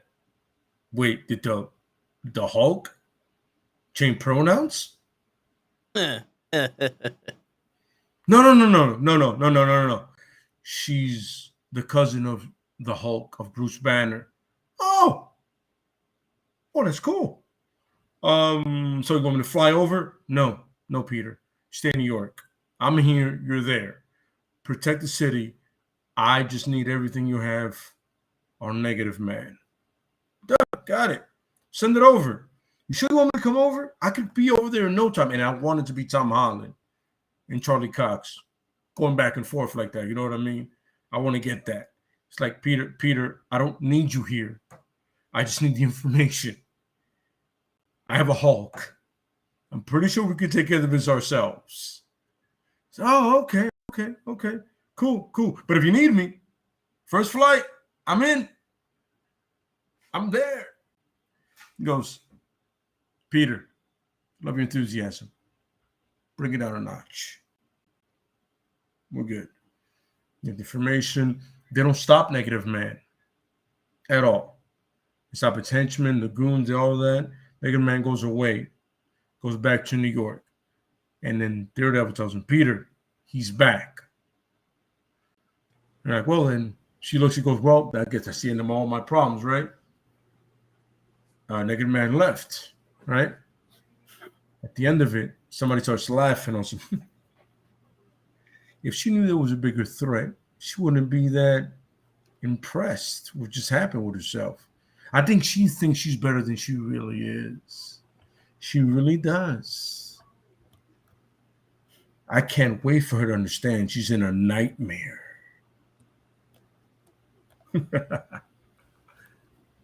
Insane. Shit. Dude, you guys are packing this like if it's a multiverse of madness. This is what we wanted She-Hulk one brings like to us. that. Yeah. This is what She-Hulk's supposed to bring to us. So 9 episodes? Yeah. No, yeah, we gotta do something. So episode 8 for me is She-Hulk putting on the suit and heading towards AIM. But she gets stopped by a weird looking dude. And she goes, who the fuck are you? And he goes, I'm the grappler, baby. And you done made your move to the last step of the line. You can't cross this line. You don't know what you're doing. And believe me, I'm not one to mess with. And she picks him up and goes, get out of here. And she goes to throw him. But he grabs her hand and plants on the ground and then hip tosses her. She goes, what the fuck was that? Oh, they don't call me the grappler because it's cute. Come find out. And he is tossing her around because if you don't know who the grappler is, he's a dude that was a wrestler and he used to wrestle his bullies and then he he basically studied the art of leverage, and he became rich winning tournaments and martial arts tournaments and all that. And he has like a titanium infused suit and a titanium rod, right? And that's actually one of She-Hulk's enemies in the thing. And AIM sent him to That's good. That's good. yeah. So AIM sent them to one, stop her from coming and destroying shit, but also to get it because why not test on the specimen, you know? So he's obviously showing that brute strength doesn't help all the fucking time. He's tossing her around. He picks up the titanium stick and he goes to bash her in the face because she's already she's worn out, and you see another stick come to stop it, and it's stick. And he looks at She-Hulk and goes, "You really need to learn how to fight." I'm not supposed to be helping you. I'm just supposed to be watching you. And Stick beats the shit out of the grappler and sends him home. And she's like, "How fucking long were you watching me for?" He goes, "This whole time. I'm not just gonna let you walk around. There's dangerous out here, honey. Don't think just because you're green you could do shit." And she goes, "Well, if they got guys like this, we're gonna need an army." And he's like, "Yeah, I got one." And the hand shows up. And she's like, "I thought these were the bad guys." They were. But they got themselves a new leader. And all you hear is temporary. Is the Punisher. And it ends like that. The whole scene is her getting her ass kicked and then Stick saving her. But the episode 8 ends with the Punisher, Stick, and the hand are going after the fucking AIM. Okay. Yeah, no problem with that. It's a good one. So It's a good cast, so I'm with it. now, my season finale follows a similar path of what was laid out before us, but like I said, this time she had reason to go in. She breaks into the writer's room, and the writers are confused at how she's able to be here. And you hear one of them like mutter in the background, like, "Yo, did she talk to that blonde lady?" As a reference to who she talked to in the comics that told her she can do all this shit. And the writers are like, "Yo, our hands are tied. We wrote everything except for this ending. You got to go talk to Kevin." So she talks to Kevin, but her conversation with the writers goes a little differently because the writers in my world were actually competent. And for the most part, every episode, all the episodes were good. So there isn't that much to fucking rag about. She's just mad because her parents were shot, even though they had already solved the fucking case. So she goes to talk to Kevin. When she walks in the room, she sees, the Avengers and Shang-Chi and all the other movies and shit like that. And then, just incidentally, interview of Stan Lee, which probably exists. I don't know. I'm making it up. This is a fantasy world. An interview of Stan Lee explaining why he has his heroes have somewhat tragic backstories, be it parents dying, siblings dying, messed up experiments, shit like that, and like how that goes on to propel the hero to be greater and all that shit. And she starts to understand a little bit. And then she talks to Kevin. And then we get all the fun references without shitting on what's happening. We get the references to Wakanda Forever, to other projects. She brings up the X-Men. She brings up Deadpool. Like, fun little conversation, but this is more of a conversation of the expectations of a Marvel finale versus how a Marvel finale should actually feed from the story that was written, and not just let's do everything and boom, it leads into a big battle. Hmm. And then he's like, "Yo," he's like, "I'm not gonna rewrite what happened." She's like, "This is my show." He's like, "Okay, but I created it." She's like, "All right, if I can do a closing argument, just grant me a couple of concessions." And she gives her closing argument. And again, because we've seen this entire time of how good a lawyer she is, and the only case she lost is because Daredevil knows if it wasn't for that, she'd have won the fucking case. Hmm. She successfully argues, and the what do you call it? Kevin tells her who the shooter was, and it's not anybody that matters. It was a contingency plan. She what do you call it? She gets put back right at that moment. She looks stunned. When she looks back, Matt's gone. And she's looking and she sees him running off in a direction. She runs off in the direction after him. They get up to the fucking, what do you call it? They catch up to where the shooter is. She hulks out, grabs the shooter, and like this dude is fucking like not really pissing his pants, but you see he's like, oh shit, I'm fucked. There's a Hulk here. And She-Hulk's not a killer. And she goes, I can't do this. And Matt's like, you see Matt look over the side or listen over the side, and it's like he throws something. He's got a chance of living, and Matt kicks him off the fucking side of the thing. And she's like, what did you do? He's like, I do what I always do. When the law can't, I can.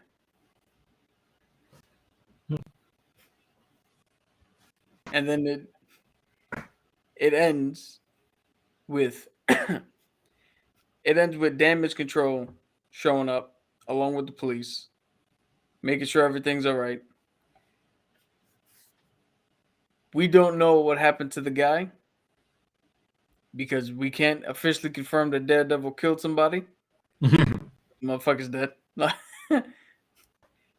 But it ends with damage control now extending a hand out, going, all right, we've officially recognized you as a hero who we can use in certain situations. And she's like, no, I'm a lawyer who sometimes gets pulled into this shit.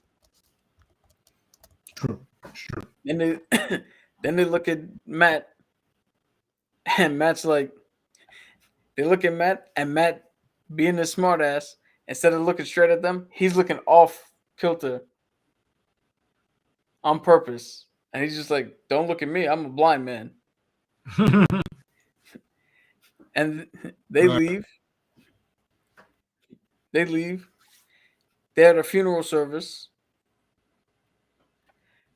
Bruce comes back.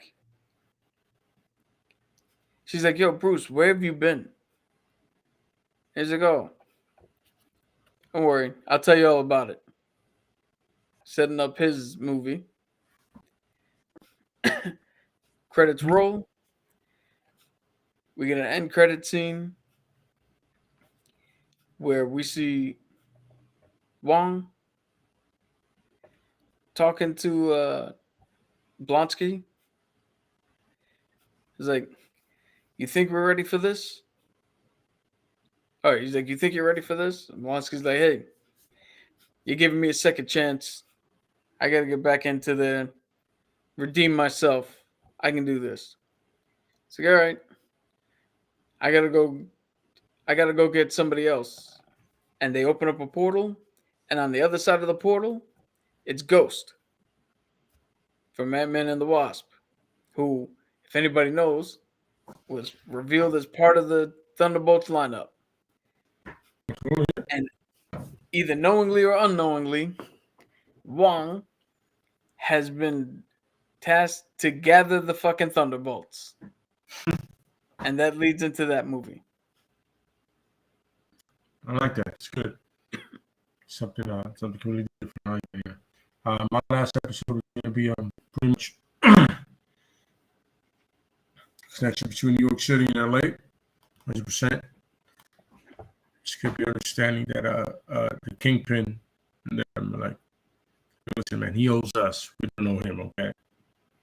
He thinks he's running your city. We do. With the point with She-Hulk is she's like, all right, so I'm getting all this information from all the right sources. Daredevil, Spider-Man, right, about this villain, Negative Man.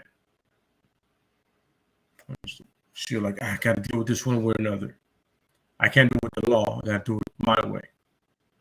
Smash or smash intelligently. Right? She calls Luke Cage. She goes, how would you deal with this? He goes, well, sweetheart, that's not my problem. I'm in New York. And I think my lady just told you that I ain't talking to you.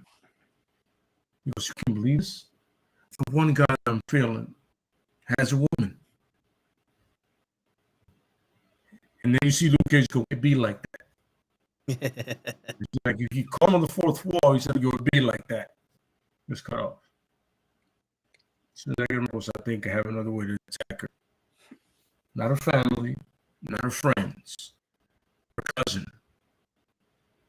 All the cool is like, you want to attack the Hulk? I don't want to attack the Hulk.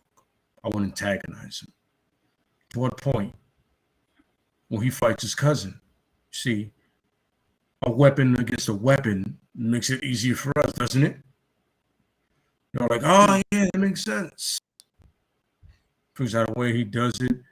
They're about to fight.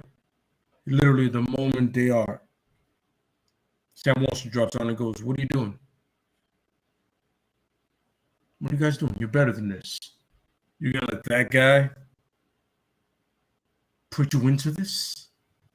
Come on. Seriously. And they both look at Sam Wilson and go, you're not Cap. And it there. New World Order starts that way.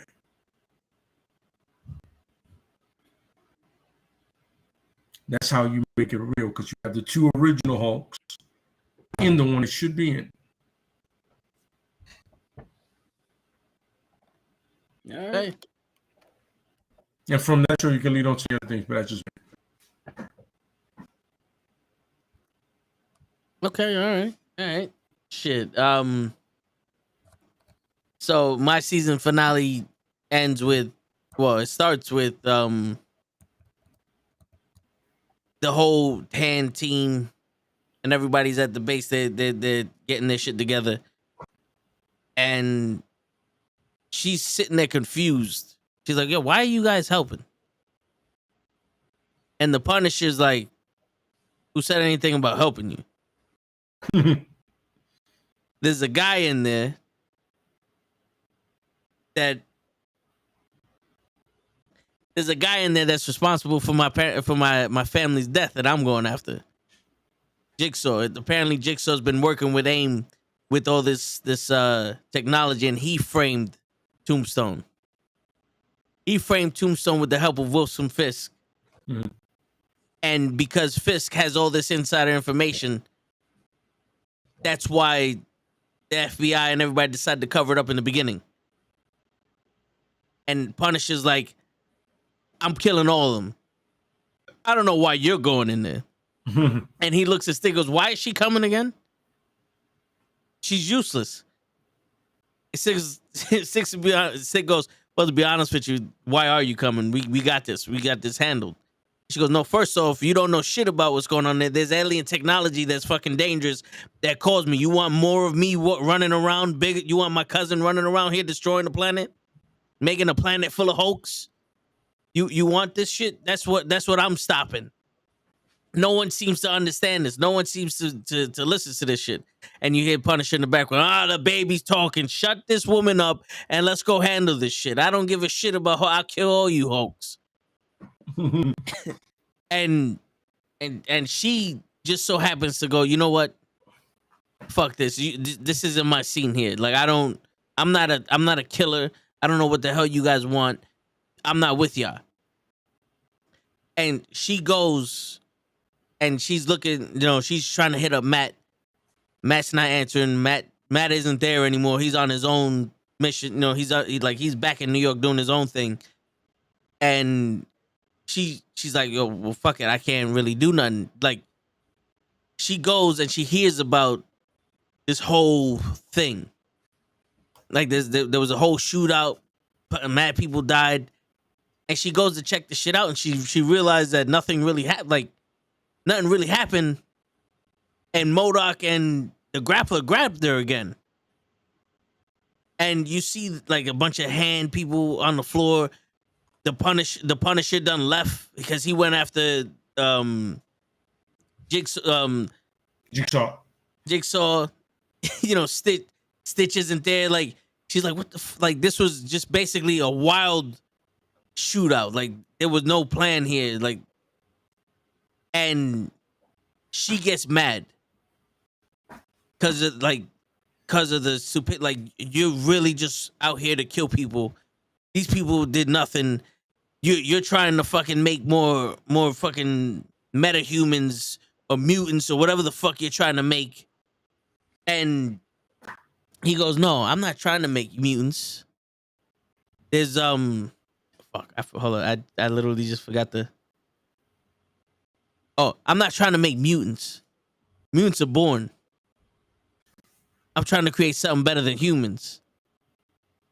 You can unlock an inhuman. And that's where all this technology is coming from. And she's like, what the fuck are you talking? Like, an inhuman, mutant, all this other stuff. Like, what are you doing? He goes, your puny little mind won't understand nothing. And that's when she goes, fuck this. And she just rages out and turns Savage Hulk and smashes the grappler through the wall and goes right after MODOK. MODOK is trying all that he can to neutralize her with all the other shit they shoot her with the alien technology, and she just rages. You see her getting physically bigger. And she just, like, rips MODOK's arms apart, shoves, like fucking throws him through the wall, starts smashing everything. Starts, like, smashing all the shit under the, like, everything, destroying everything. And you see her walking out, dragging MODOK. And towards the end, there's a plane that comes down. And you hear a woman going, we'll take him from here. And she goes, who the fuck are you? And you see, oh, fuck is this guy? The king of the Inhumans. Black Bolt. Black Bolt. You see him standing there. Oh, so that's probably Medusa speaking. Yeah, and she goes, he has to pay for his crimes. We'll make sure it doesn't get covered up. And Black Bolt just drags MODOK, and she's sitting there going, I thought this was my fucking show. And that's how it ends. And that's how it ends. I'm with it. I like it, man.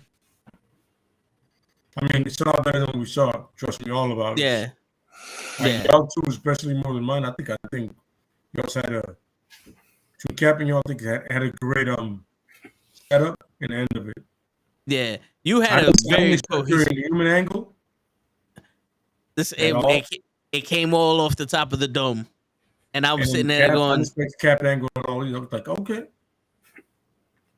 Yo, all I did was I was like, how can I take what they gave us and make it make sense? Mm-hmm. And it was clear. Make it all about Jen, who's already fucking good at She-Hulk or being She-Hulk, and put almost every fucking episode I had there was some sort of courtroom shit. because it's a lost show. Hmm? And then I figured Squirrel Girl would be funnier than whatever the fuck else we got. I was a fan of that one. I was like, oh shit. Yeah. She was gonna crack me in the mind, but I was like, you know what? Let me keep it ground level, which I'm a fan of doing. So You know what's funny?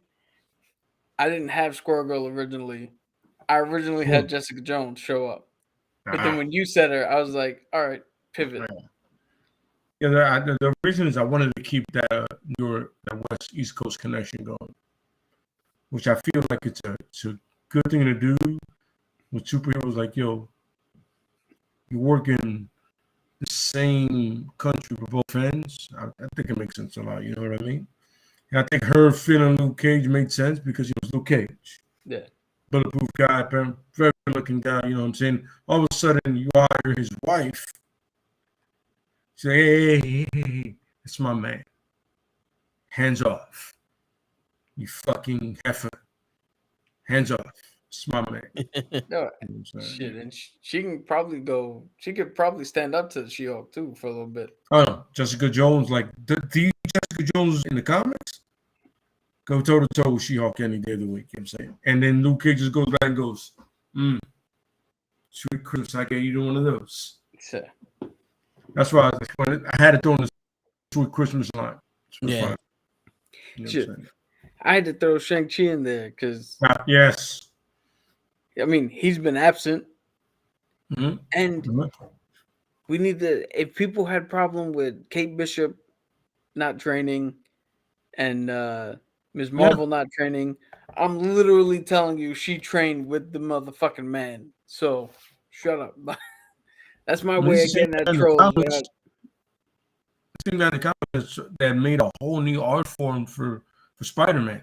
Yeah. Spider-Fu. Which is pretty racist, by the way. But he made Spider-Fu for Spider-Man. I got a whole lot of you. I got you, bro. Don't worry about it. That's how good I am. See, we got to talk to those writers. That's how you deal with trolls. Yeah. You anticipate it and you handle it without looking at the camera and going, I saw you and this is my response. See, me, I put myself in a bind after episode 4. So much shit was happening. And then I ended it and I was like, all right, I got to figure out a way to reel this shit back in. And I also wanted to, show that she could do shit with the fourth wall breaking, but also like the writer's aware that you're fucking up the story. So I wanted a definitive way to stop her from doing the shit. Maybe she could do it again, but that's what I was like. Lay's was a full story, cohesive. He had different people coming in. When I did Heroes for Hires, right? I figured I would do that, right? Especially with Elektra, that whole Daredevil connection. I used their line for that, but then I realized that I could do that, and then I could use Jessica Jones as a part of that. Her that detective, and the only reason I threw Taskmaster in there is because that's a fun little. He's not related to anybody, but it could be season 2 because he has the blood, or he can be into a movie because he has the blood. He goes, you don't realize? You know what? I fucked up. I didn't accomplish your goal, negative man, but I did accomplish another goal. Now I'm going to sell on the black market to the highest bidder. And that's a classic Taskmaster move. Yo, I'm thinking about me making more money. Fuck y'all. You think I failed? At the end of the day, I won. Word. But going to that, it's like I wanted to connect New York and LA, which I love doing, and then just go with that. Like, yo, she'll come in later, but definitely the Heroes for Hire. Like, yo, and it's fucked up. You gotta hire witnesses, and even Elektra understood it. Like, yo, I'm a businesswoman. I get it. They want to get paid, but they want to tolerate me at the end of the day. So yeah. I went more along the lines of thinking of what was the show they wanted to tell, or what was the show they wanted to make, and put a through line underneath it. So every week you still got different shit happening, but every once in a while a reminder of, oh yeah, there's an underlying thing here that's been happening since day one. Who attacked her? Who did what? Yeah. And I figured if you're gonna waste the fucking what do you call it? The wrecking crew, let's fucking use it for real. Yeah, I agree. Yeah. I just wanted to give that. And the funny thing with the Tom Holland thing is, I want it to be like a video call. You know what I'm saying? Where it's like he does that shit in like at home in 10 minutes. You know what I'm saying? He's like, no, I don't need you here. I just need the information. Just send it to me. Like, you don't have to come to LA, bro. We're good. I get the flight. No, just please send me the information. Like, I want him to be as annoying as he is. But the point that Daredevil understands his enthusiasm, but not as a mentor, but as a partner. I was like, yo, I see where you're coming from, bro. Send me the info, and I'll meet you back in New York, bro. We'll do our thing. You know? I never wanted to be a mentor. I wanted to be a partner. You know, like, I hate you, brother, but no, you right now. Yeah.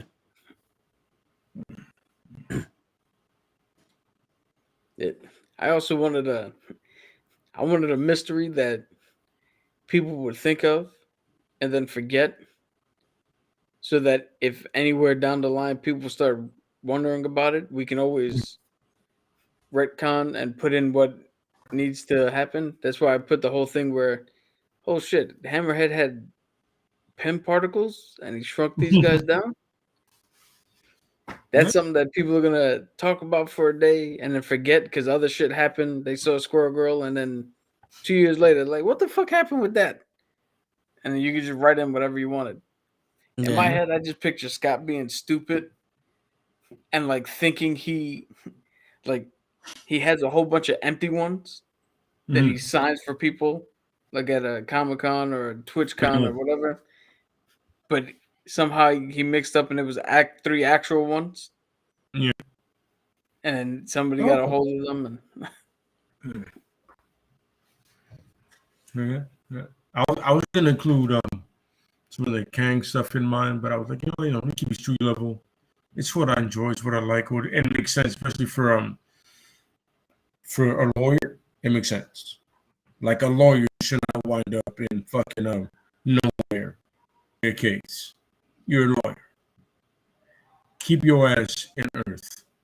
You know what I'm saying? Dude, you know what? I'm gonna rewrite my fucking ending just for you. My ending now is episode 7 completely wraps up everything in a nice clean bow, and episode 8 wraps up. Episode 9 is just her standing in front of Kang defending Sylvie as to why she killed He Who Remains. The one that's left. And then Matt's on the other side, letting you know why shows it was guilty. No, Matt's not there. It's a one-sided. Hey man, you had your journey. I'm picking mine. Hey, fine. Or I can get Dr. He's not a lawyer, but goddamn is he intelligent. Stop playing this game. I can do this all day. That's fine. That's fine. Then in the background of mine, you just see Star-Lord fucking hung up like this because of his mistakes. And then after that, Sylvie should be shot through the heart by the Punisher because, like, you fucked this all up. Hey, you know what? I'll take that. And then because it breaks the fourth wall, she gets shot through the heart. And you're to blame. And everybody breaks out in a song and dance. And on that note, no, but yeah, I mean, we definitely had better shows than that. Like, at least it wasn't wasted. Absolutely. We used a lot of great characters in fun ways. Oh yeah. 100%. Yeah. Yep. But on that note, ladies and gentlemen, it's your friendly neighborhood knuckleheads signing out. Peace, everybody.